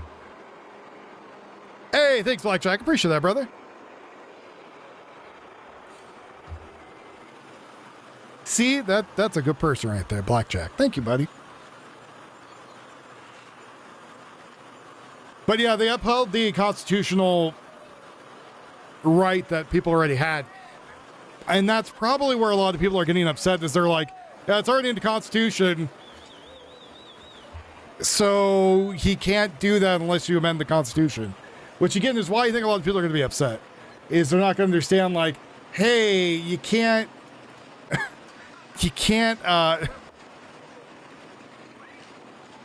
just take away constitutional rights. AC, free speech, guns, barbecue... from real cows. Shit, I mean that too. Yeah, they're pretty ass chapped. The British are. So I understand people are mad, but again, you have to go amend the Constitution. Do that. Oh, there you go. You're done. That's all you gotta worry about. But again, that's going to be a giant pain in the dick. How anyone's going to do that? And again, I guess they're hoping for more people out there yelling, screaming, and throwing feces. Which is not happening.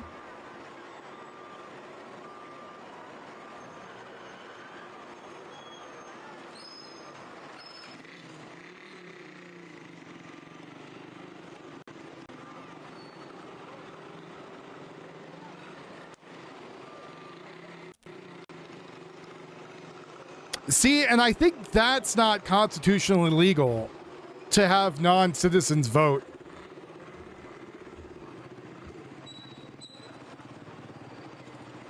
But, honestly, let them do that. Let them vote it into oblivion.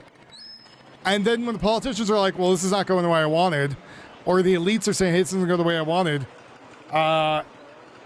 maybe they'll learn something. I don't know.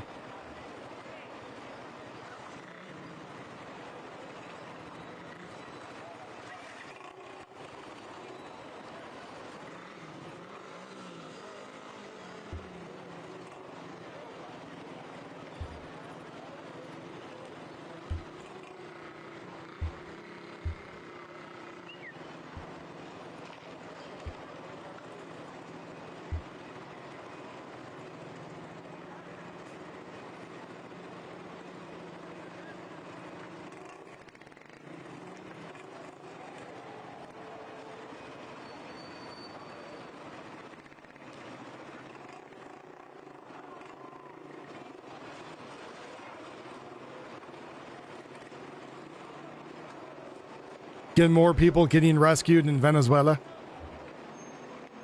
I think the death toll's over 1,000 something now, right? Almost 2,000.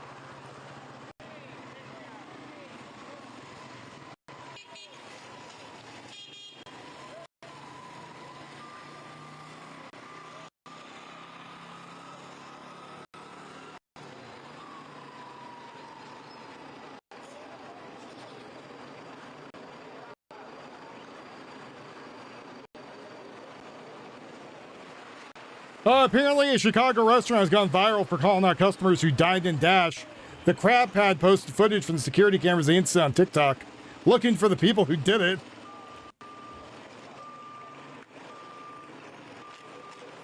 $150 worth of food.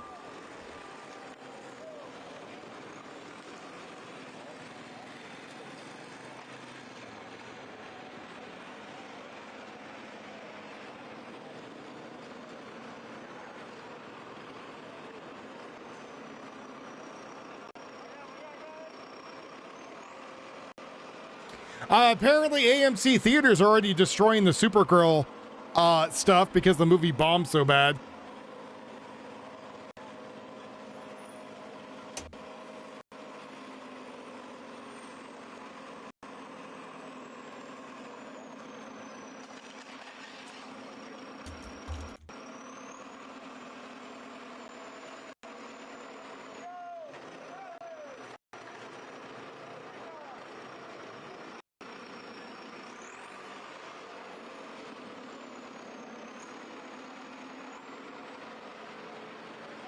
Oh, you guys need to talk more.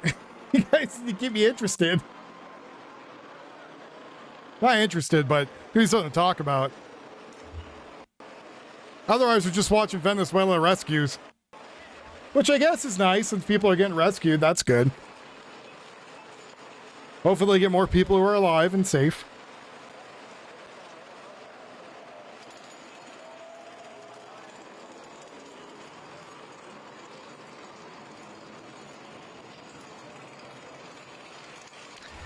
Yeah, I would say the 2A stuff is a more important war, because if they're already voting on what the amendment says is shall not be infringed, not, well, there's a comma there, there's that, no, none of that bullshit. We all know what it says. Shall not be infringed. That's all it says. And the reason why is it's not to fight off other nations, it's to fight our own government if needed. That's why it was supposed to not be infringed. It was supposed to make it so that the government was shit scared of the people. That's the reason.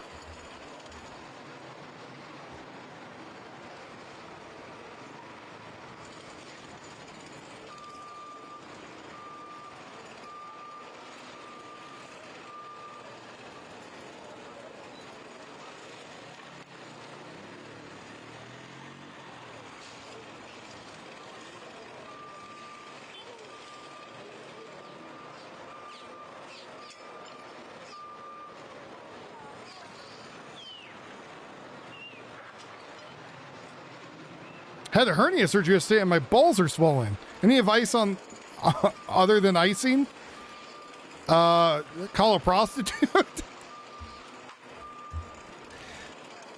Well, I'm not a doctor, but I would say to keep an eye on them. If your balls stay swollen for more than a day, I might call up your doctor and see what the hell's going on. You could take like stuff to reduce it if it's okay with your doctor, like aspirin and ibuprofen. That might help. You take it in your mouth. You don't jam it in your balls. Jockstrap for swollen balls? Well, there you go. So did you have a crotch hernia? Is that what happened? Because it's not your intestinal hernia.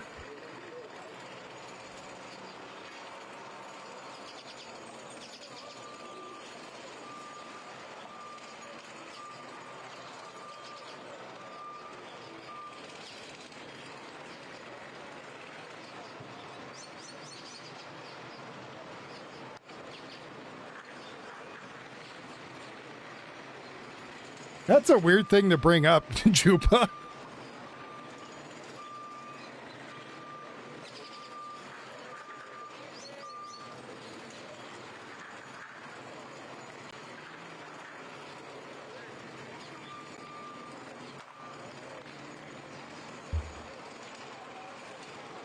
Something to talk about.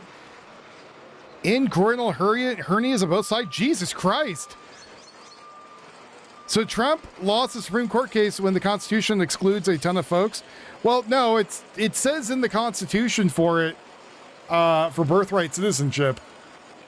So,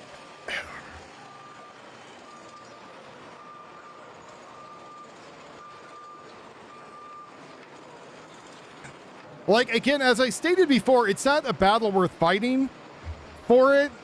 Birthright citizenship, also called soil or right of soil, the legal principle that grants automatic citizenship in person based on where they are born. The U.S. strongly follows the just soil guaranteed by the 14th Amendment, ratified in 1866. All persons born or naturalized in the United States are subject to the jurisdiction thereof, and any citizen of the United States and the states within them reside. This applies to nearly everyone born in the United States soil, including territories in most cases, regardless of parents' immigration status. Narrow exceptions include children of foreign diplomats not subject to the jurisdiction of the U.S., or historically certain other limited cases. Supreme Court affirmed that the broad interpretation of United States versus Wong Kim arc in 1898, ruling that citizens and children born in the U.S. to non-citizen immigrants' parents are citizens. So they already had a prior court case to it.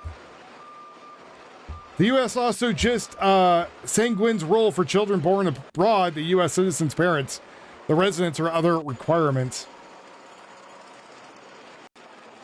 So again, there's already been court cases about this. If you really want to change, you have to change in the Constitution. When you got a hernia, it forced your urine into your nuts. You know, pee is where the balls are made. Or the balls are made. Pee is made in the balls.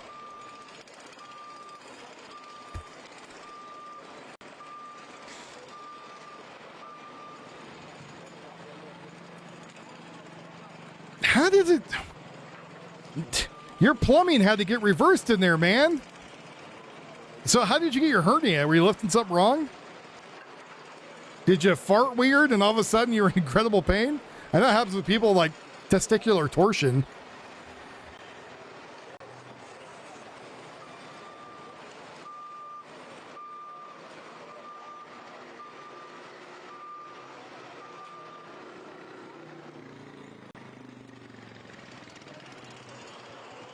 You're a people.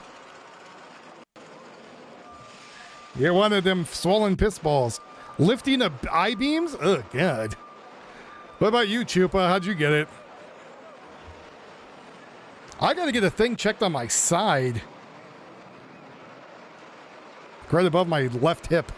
That's something to do with my intestines. Watch, I have a hernia there. Well, son of a bitch. One more medical issue I don't need.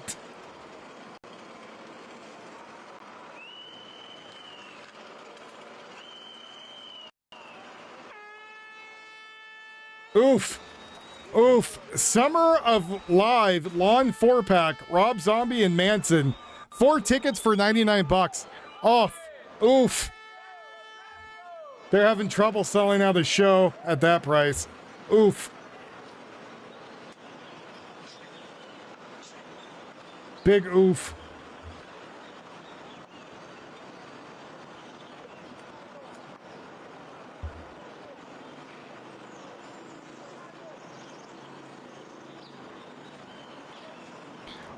Working men's curse, lifting heavy things and your stomach pushes through down to your groin. Yeah, my dad had a hernia right by his belly button. That's why you lift with your anus. So he's going to prolapse instead. Felt the mesh from the repairs for years. Well, that's weird. I've seen Rob Zombie too. I've also seen Manson twice. One show we built and one I went and saw him. And I was at NAMM and I met Manson freaking randomly while I was eating, which was weird.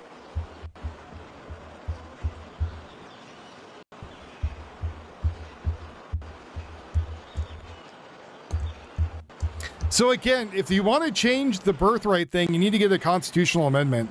And we know how well that's going to go.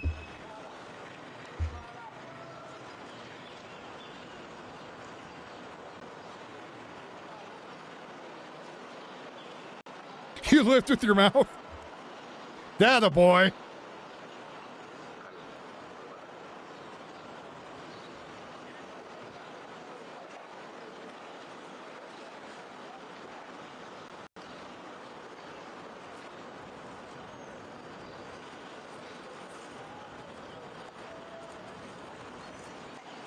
NAMM, as in National Annual Music Merchandisers Event.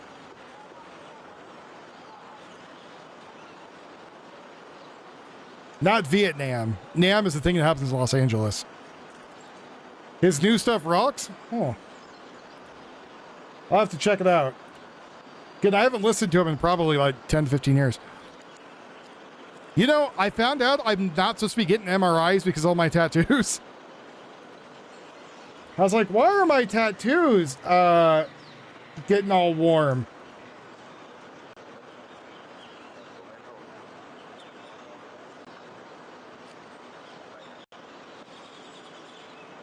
Oh, well, let me tell you.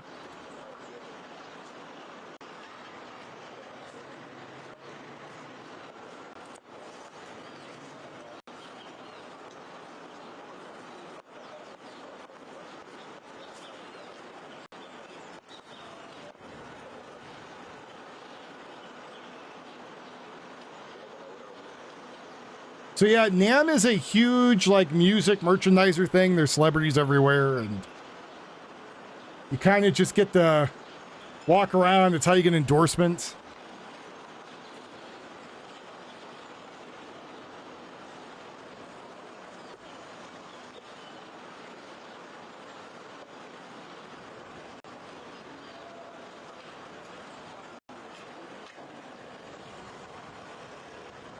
Manson does look like an old lady.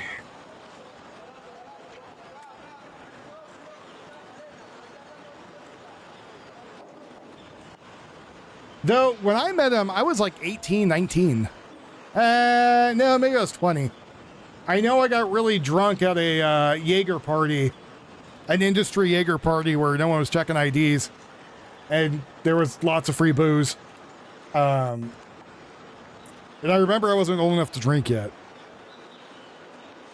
That didn't really stop me walking around the convention cracking beers with the group of people I was with.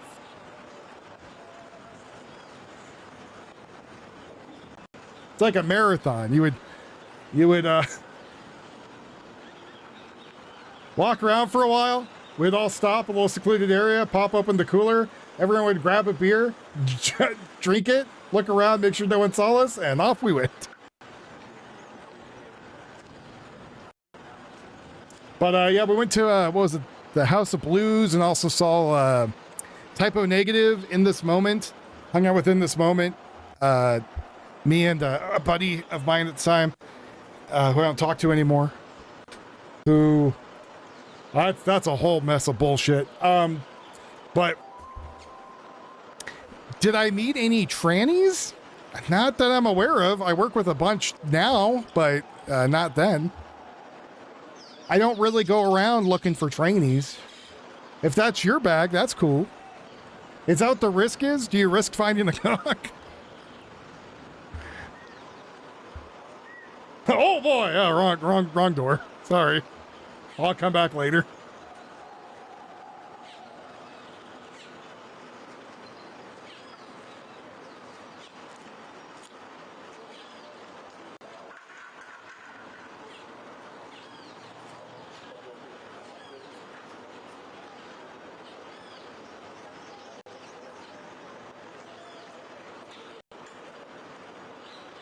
That's right.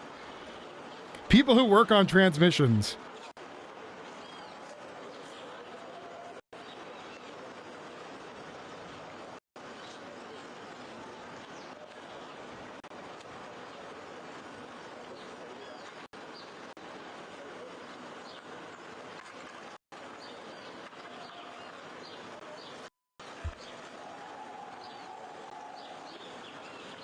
Yeah, those people that are called trainers are called conductors.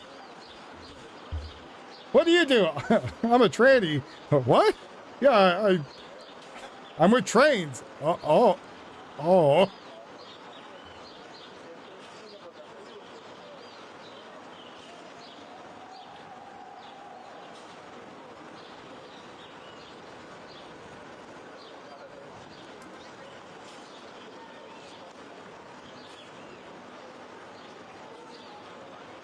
Bratty Girl, for some odd reason, I mentioned something as a shirt idea, and you mentioned it to Yuffie, and I don't remember for my life what it was.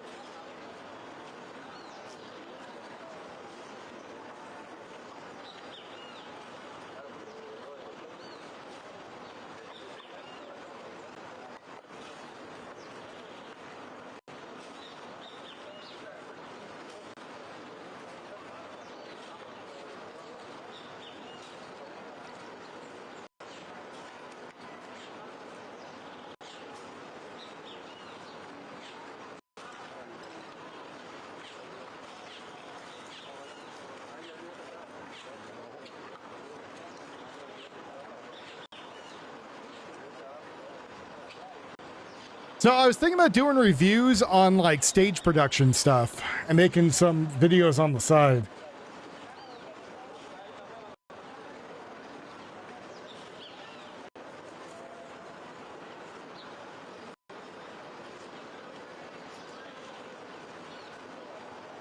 I don't know. I'm trying to make some long-term video, like long-form videos, but for the life of me, I want to make something that's different that no one else is doing.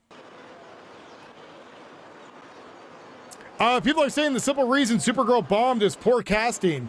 Miley Alcock isn't conventionally attractive, athletic, or charismatic. On the other hand, Wonder Woman did great because Gal Gadot is all of these things. Quit blaming the fans. You know, it does very much come down to know your audience, right? How many crochet coasters did you end up with? Me? I don't know. You crochet shit all the time.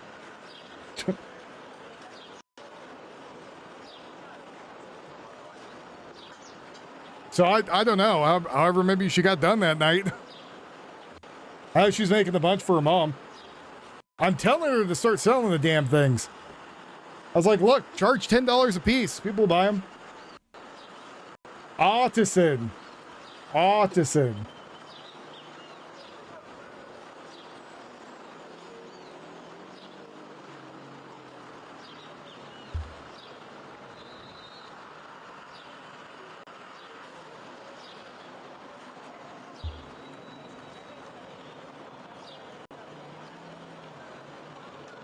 Oh my God. So a fat man is getting sued for falling on somebody at the beach. They were at the beach and the 425-pound man fell onto somebody who was laying on the beach, crushing their ribs and breaking 3 ribs. The man is now suing for $500,000. $500,000 for getting some fat guy falling on you. I have a feeling he's not going to get that money, though. Paid industry reviews? No, I was going to do like... I was going to go find...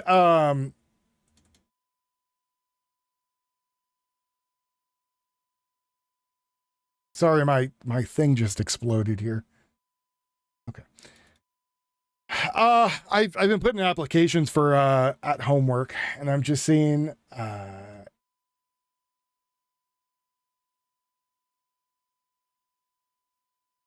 like 15 places just got back to me saying they got my stuff. Do a fishing stream. I mean, that would be fun. I wouldn't mind doing that. Wonder if they found survivors later pulling out anyone alive. So the reason I showed about the building collapse where they were finding some people there that were alive after like 16 days, there's always a possibility that there's people still alive.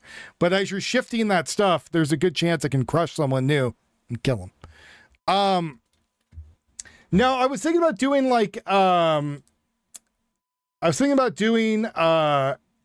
like looking at stages and then reviewing what they did with the stage, if it was good or bad, or what I would change, or, you know, more of like showing, like what I do professionally, right? Because I've been kind of watching a bunch of channels and trying to figure out like, hey, I need to do something different, right? What's going on, Kaltenberg? How you doing, brother?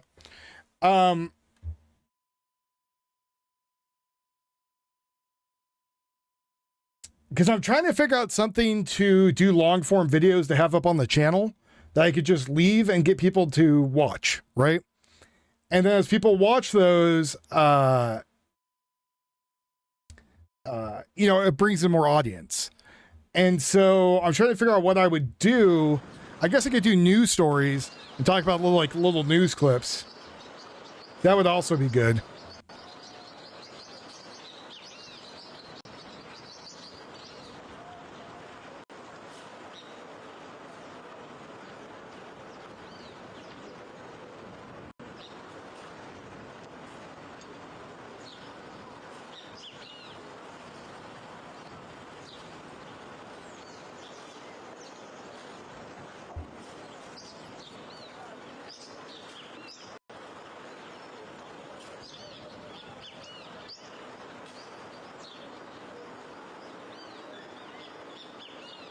Oh my God, it's big and bulbous and beautiful, Geo. Oh, hold on.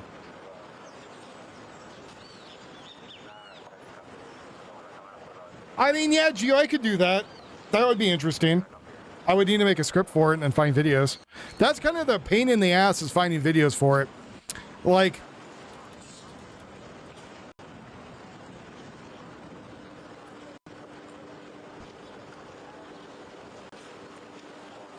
well, I'd be sitting here longer because I would do those videos and I would do my lives. I'm working on that. One of the biggest things that helps with the algo is if everybody that watches just goes on X and shares it out. Like, that is weirdly one of the things. You just hit the little thing to reshare it, and that helps a lot. X is currently one of the best social media platforms to get stuff out.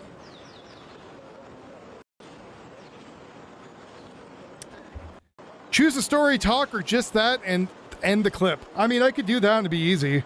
It'd be like when I do this, I would just do, you know, this screen and be like, blah, blah, blah, blah, blah, blah, blah, blah, blah, blah, blah, blah, blah, blah, blah, blah. And then that's it. I would just do that whole thing. I mean, that's easy. And that's like damn near autopilot. Make, you know. The quartering small penis.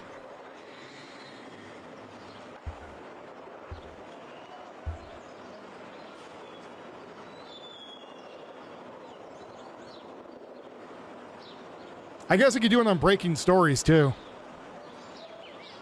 But I know like a lot of other people, they have an editor. So they'll record the stuff and send off to the editor and the editor would do it.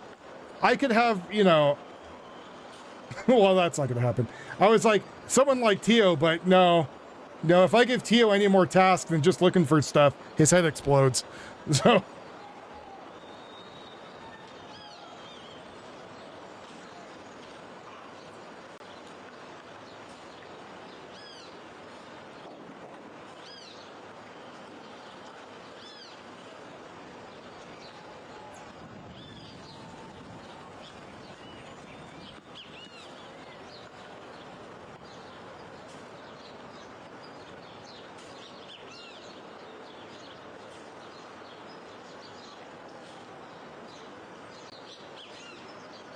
I mean, if you want, it would help me.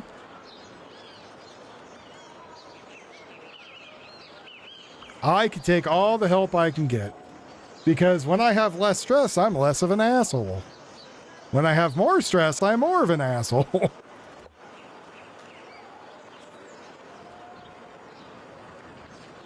People like it when I'm not an asshole.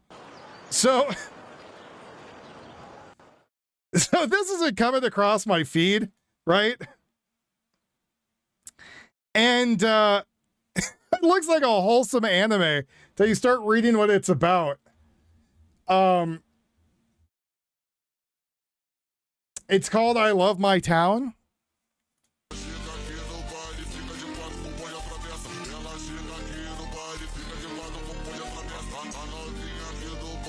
And they live in like a ghetto. I mean, look, there's someone over there. There's people out there doing whippets with balloons. She's smoking a cigarette. And I guess the whole series is about them getting in like gang wars, snorting coke. Like,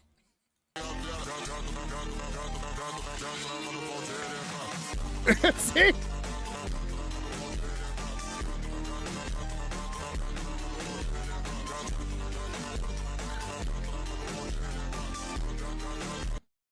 Surrounded by good friends.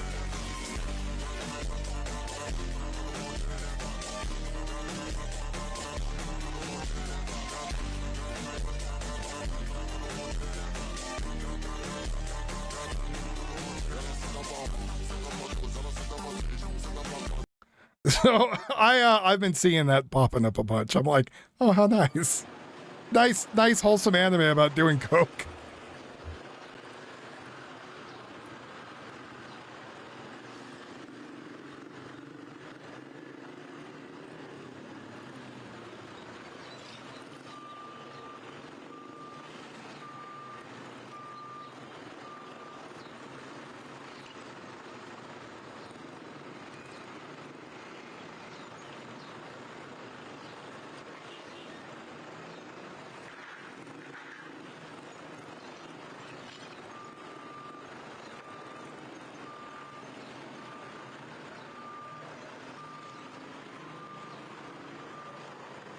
Daytime Tio.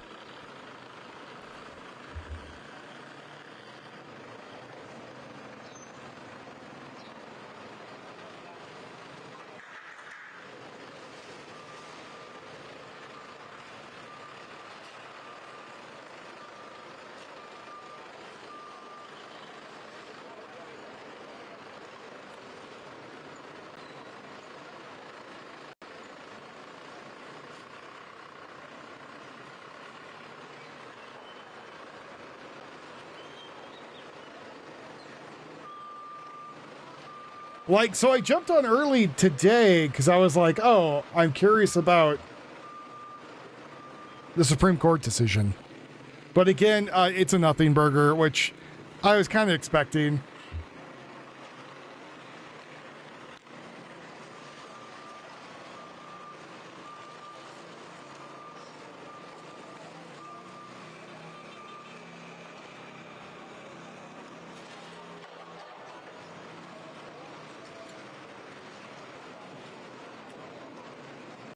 Well, again, it comes down to, I think they're going to have to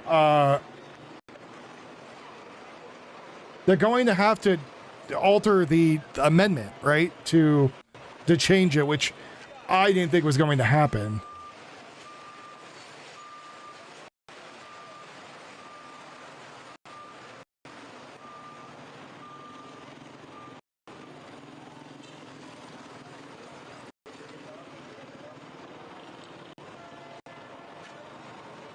That's right. Harboring air conditioners on the state of the state. There you go. I'm surprised we didn't get a lot more Brits coming in here. But I guess it was actually a Frenchman who said it. But the Brits are paying for it because the Brits have to deal with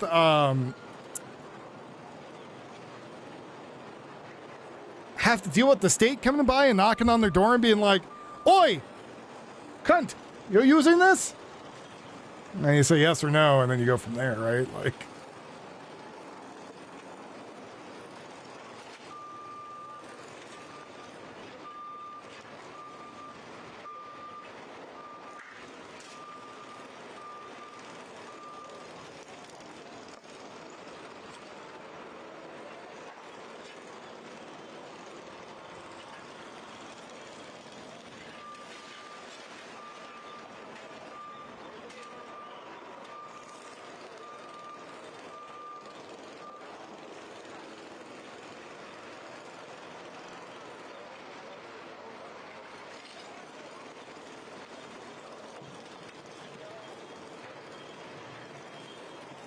Apparently they need some sort of license, yes. And if you get caught using your AC, you know, and it's not like a absolute emergency or you haven't tried anything else, then they will actually tell you to remove it.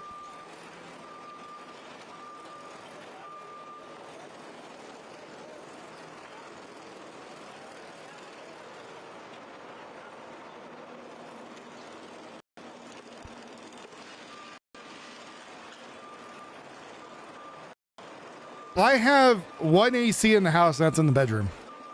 For the rest of the house, we have like windows and stuff open, and it's fine, but if need to, I can open up the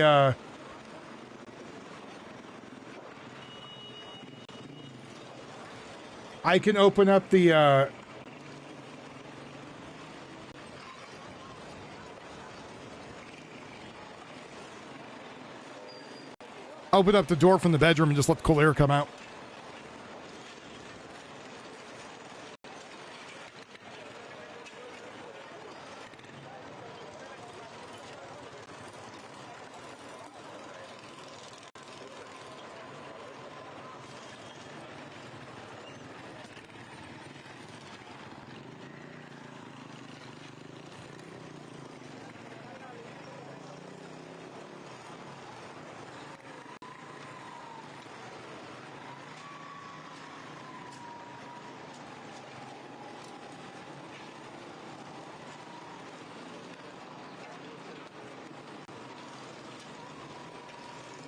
I mean, again, you're in America, you can have an AC.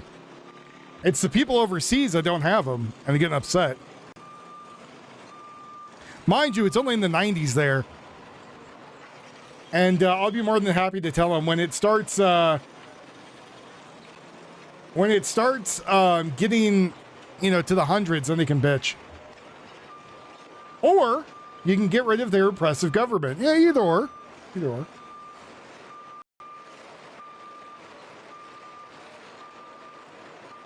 Apparently a father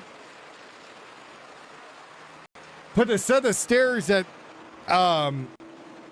he can take them and push them against the wall, right? So it opens up the downstairs to get the stairs out of the way. Well, apparently he did that and his kids didn't know and fell down and broke both their legs. So maybe having retractable stairs in your house is stupid. You're really trying to save room. Put a freaking elevator in.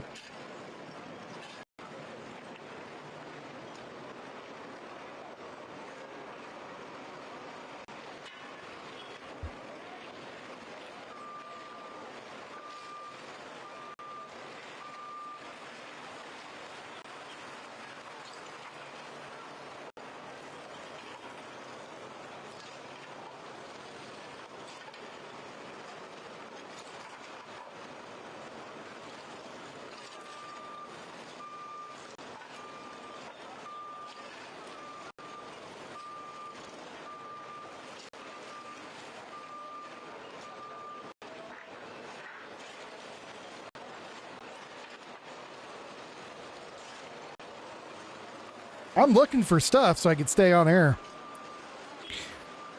I thought about getting central AC for where we're at because it would cost like $4 to $5 grand.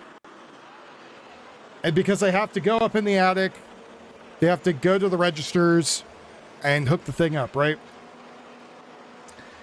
And our house is only about 800 square feet, give or take. So I'm just like, I can go get a mini split for under $1 grand, put it in the middle of the house, and the air gets pulled in from the middle of the house anyways. So if I cool off the middle of the house, it will go into the intake and then just be deposited in all the bedrooms. And I'm done.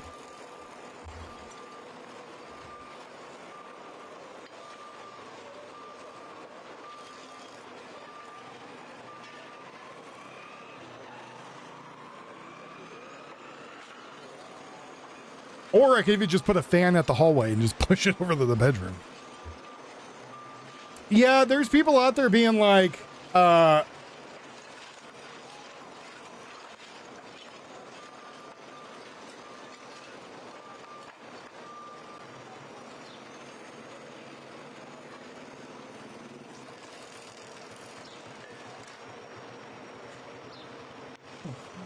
There's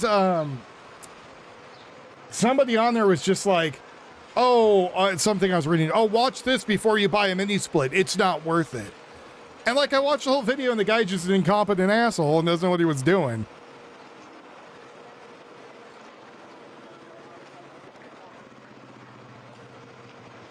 Because like for me, I'm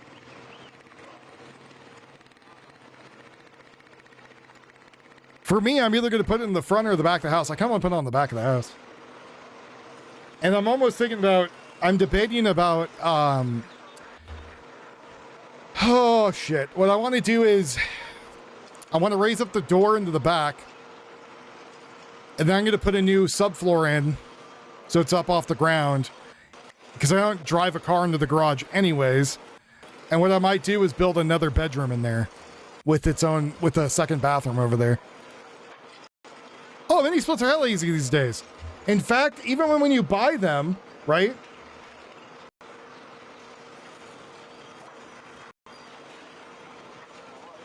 When you buy them, some of them come with the tools already to help you do it. Like the wrenches and stuff you need, and the couplers. So...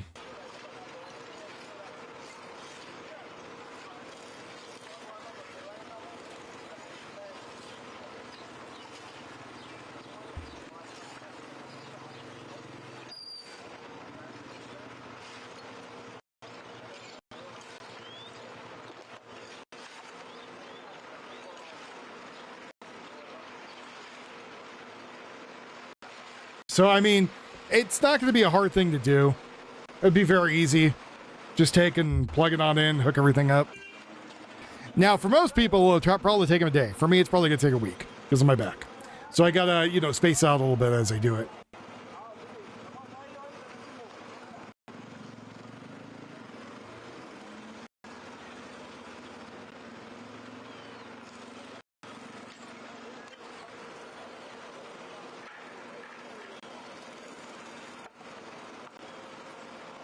So, you know, I put that in there, cools off the whole house.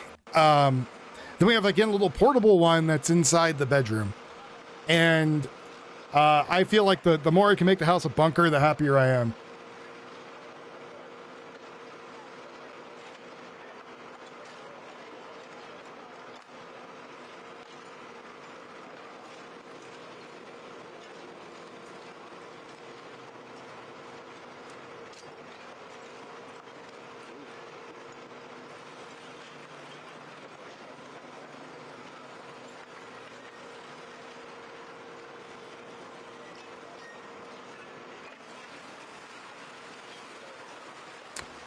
Yeah, they also need to tell people I'm online because this stream's going to come out and there's going to be people who are going to be like, wow, I didn't know you were on today. And they'll never see my stream till afterward. Because YouTube hates me. The greenhouse is great. The tomatoes are like probably close to blooming. And the damn thing, like, I swear in like 2 weeks, that thing went from just a little tiny plant to a full-size tomato plant. I was freaking impressed. I was like, holy shit. So we got that growing, green onion growing, zucchini growing, bell pepper. We had to change how much water is in the bell pepper. A few other things, marigolds out there to help with the pollination and keep certain bugs away. And some other companion plants out there too. So it's going pretty good. The only thing is that the rain system we have is acting kind of shitty. Oh, sorry, it's cucumber, not zucchini. It's Japanese cucumber. Yuffie just corrected me about it. I think we might try to do, we got some seeds I think she planted, and I don't know how well those are going. But the other end of our rain drip system keeps leaking, and I think I'm going to do is just dope it. Just put dope all around it and close the damn thing off. What's up, William? How you doing, buddy? I was doing an early show to see what's going on with the Supreme Court, but it seems to be a big nothing burger. Yeah, they like dry feet. So, yeah, we reduced the water on them. But everything else seems to be going okay. We had a horrible freaking problem with earwigs. because there were so many of them. They were over.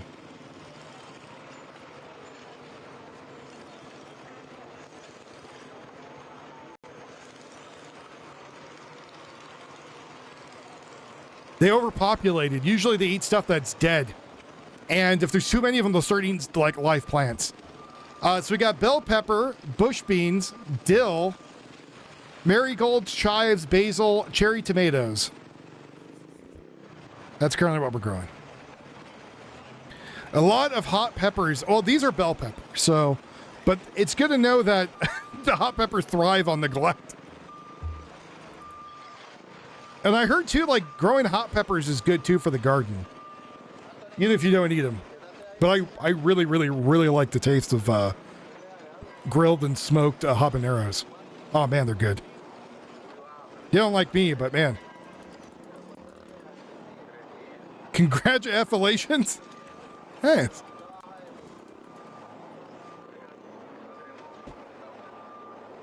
But we had like, we put bowls out and they're like paper bowls. And inside the paper bowls were, we put oil and soy sauce.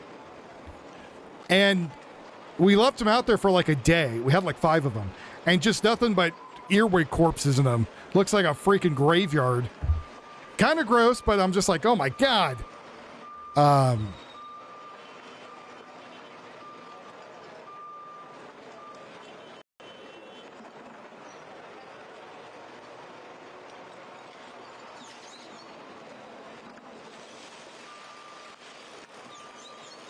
Oh, 7 or 8 bowls of dead earwigs that we went through with a.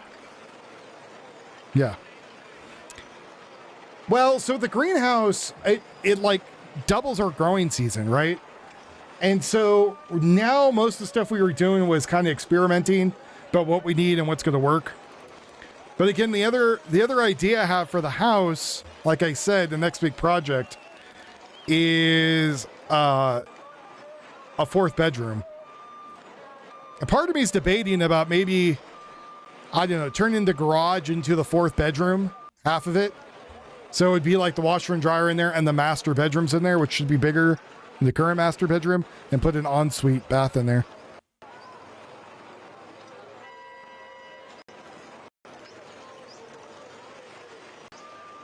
Man, what big ears you have, Papa Wig? They call it the wig splitter. Michigan has closed 10 lines since this bill passed. Hospitals are disappearing. What?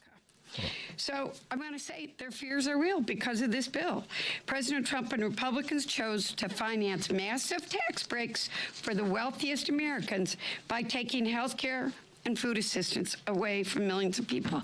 And I just want to remind people, we couldn't come back and deal with the Affordable Care Act. How long were we out?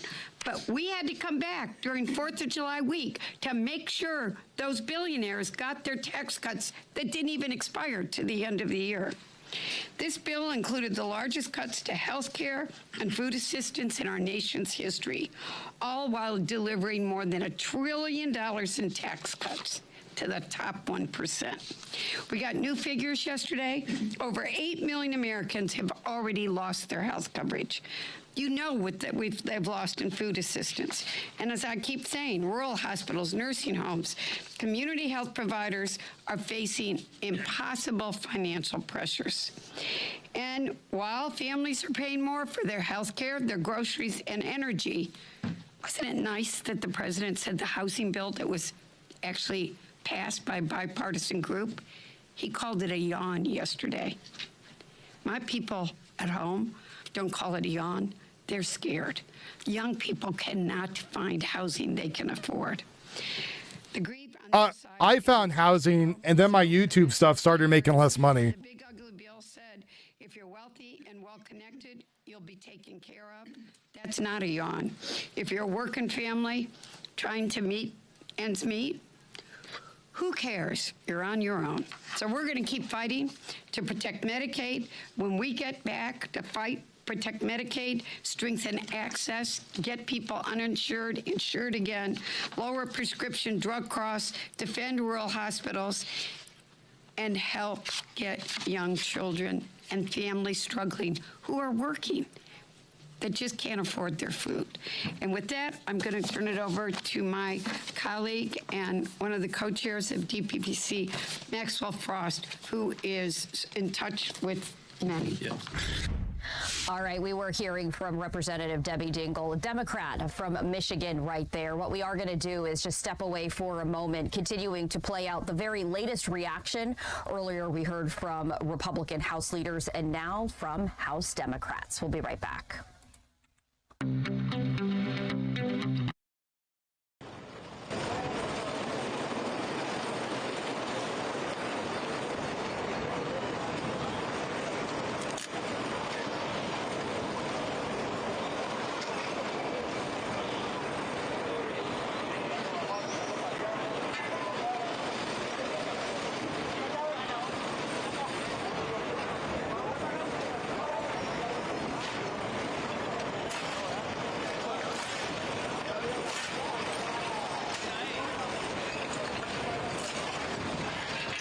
See, this is why I don't come on in the morning. Barely anybody knows I'm on air. People around here are like, what the hell are you doing up? We thought you were a vampire.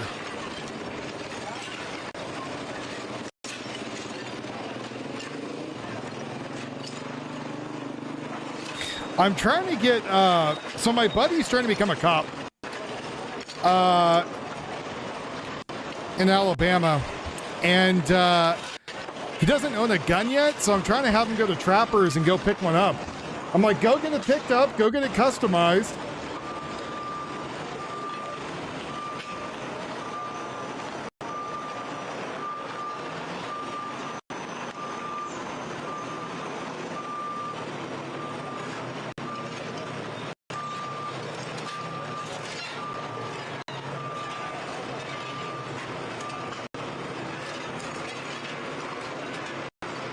I mean, so again, kind of the hard thing is it probably costs so much money. You got to get good people in there to actually rebuild it.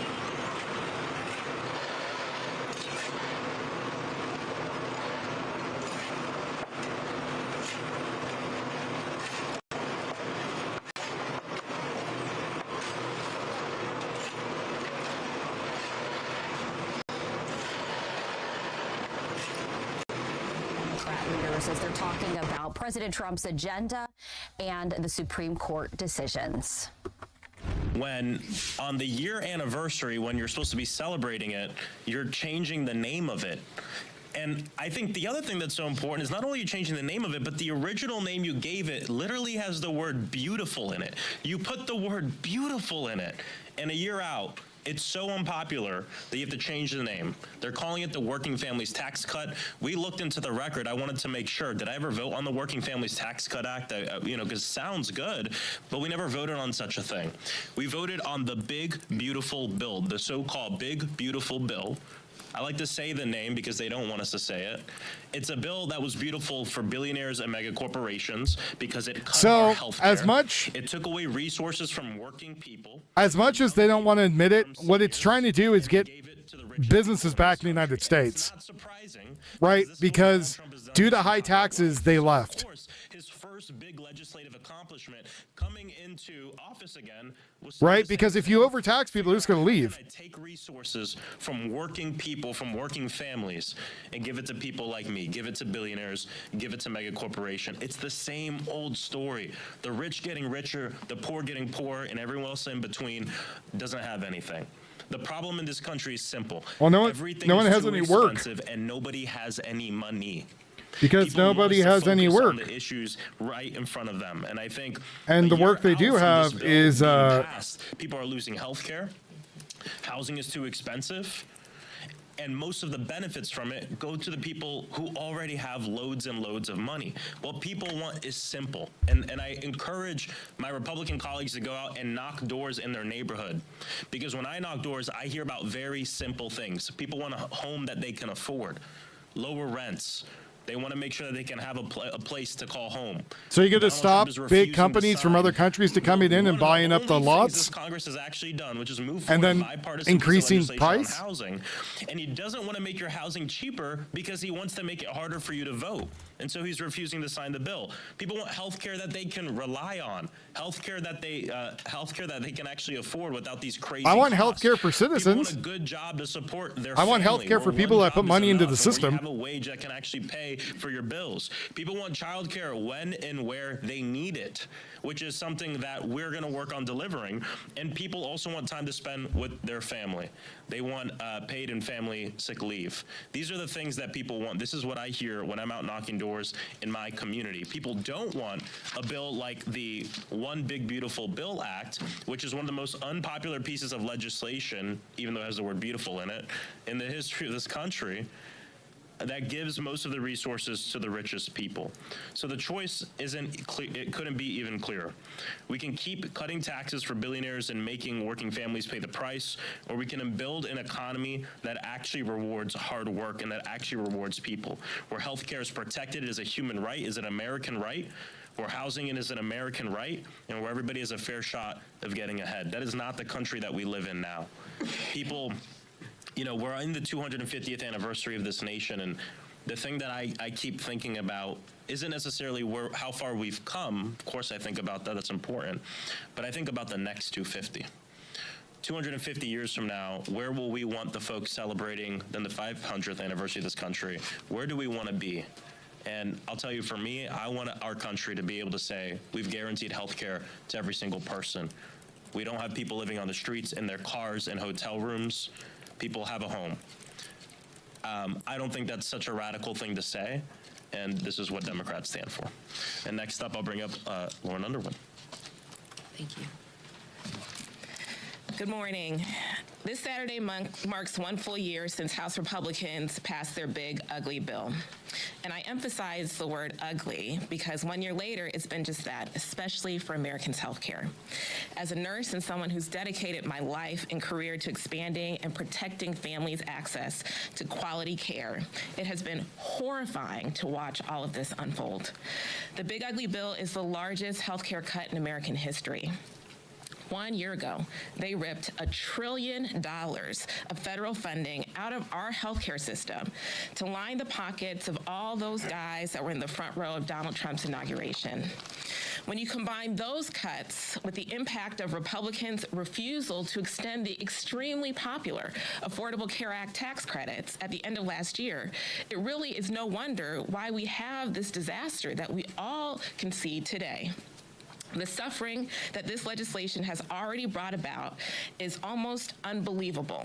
And pregnant women, new moms, kids, rural communities, and people with disabilities are being hit the hardest.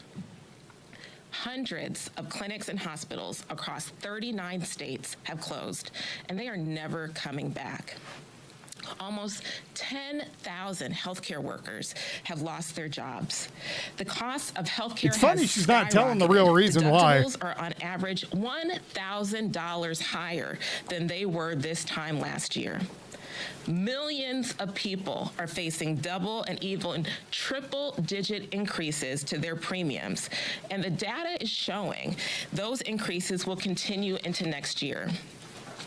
Insurers are leaving the marketplace entirely, and we just learned yesterday that 5 million people have dropped out of the Affordable Care Act marketplace in the last year. That's a 13% drop after years of record-breaking enrollment.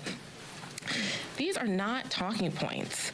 This is concrete and specific data that we have 1 year after Republicans passed this bill. It's a crisis that all of us standing before you warned the American people about. And as I said from this podium then, every single one of these data points is more than just a number. Each one is a family that is now one illness or pediatrician, a dad going through cancer treatments who's picking up extra shifts instead of focusing on his care. These are the stories that are playing out across communities in our country because 1 year ago, Donald Trump and the Republicans in charge made the decision to prioritize making billionaires richer over health care for working families. And guess what? they know it too. A couple weeks ago, the Department of Health and Human Services, led by RFK Jr., the biggest threat to public health in this country, issued a rule suggesting that insurers offer people a loan to cover these surging costs. It's outrageous and completely unacceptable, and it does not have to be this way. It's been 1 year of the big ugly bill, but House Democrats have not given up on this fight. Because whether you live in urban America or rural America, in a Midwestern community like mine, or one of our great coastal cities, every single American family should have good, affordable health care. Our health care is a patriotic issue, and we are going to keep fighting. So thanks again for being here, and I'm delighted to bring up my colleague, Lori Trahan. We did want to play out some of those latest remarks from House Democrats as they're speaking amid the Supreme Court decisions. Stepping away for another break, and I'm monitoring all of our live feeds here. We do have a live event that we do want to get to, talking about oil and gas companies and holding them accountable for high prices. That coming up. I mean, California has almost $1 tax. I would say that's not helping anything. Just say, throwing that one out there. Not really helping. If you guys want to do some dollary dues towards me, that would be absolutely amazing. Otherwise, I am out of here. There's not dick all going on. I wanted to cover the Brits thing. I did that. I wanted to cover the Supreme Court thing. I did that. So not really much else going on. Not really much else happening. Go to trapperoutdoors.com. You haven't already done it.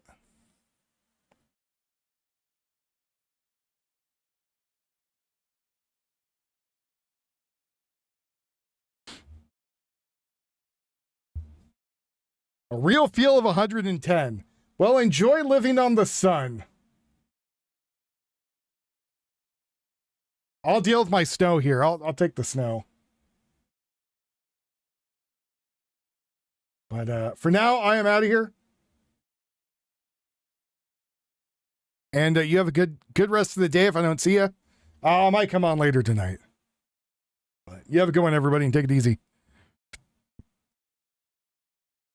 You're just about to ask for the Trappers link?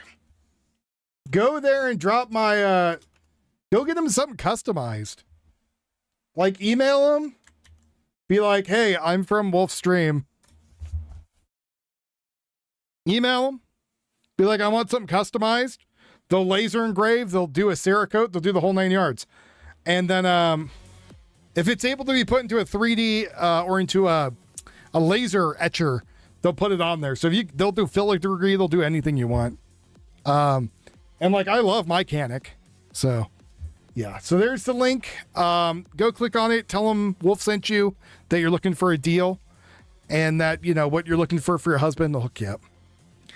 And the rest of you should do that too, because every time you guys buy something, it helps me out too, because they're a big sponsor every month. So you have a good one, everybody. And if I can get 10 of you to go buy a gun, maybe I'll get that to 4. The new one coming out. The what the balls is it called?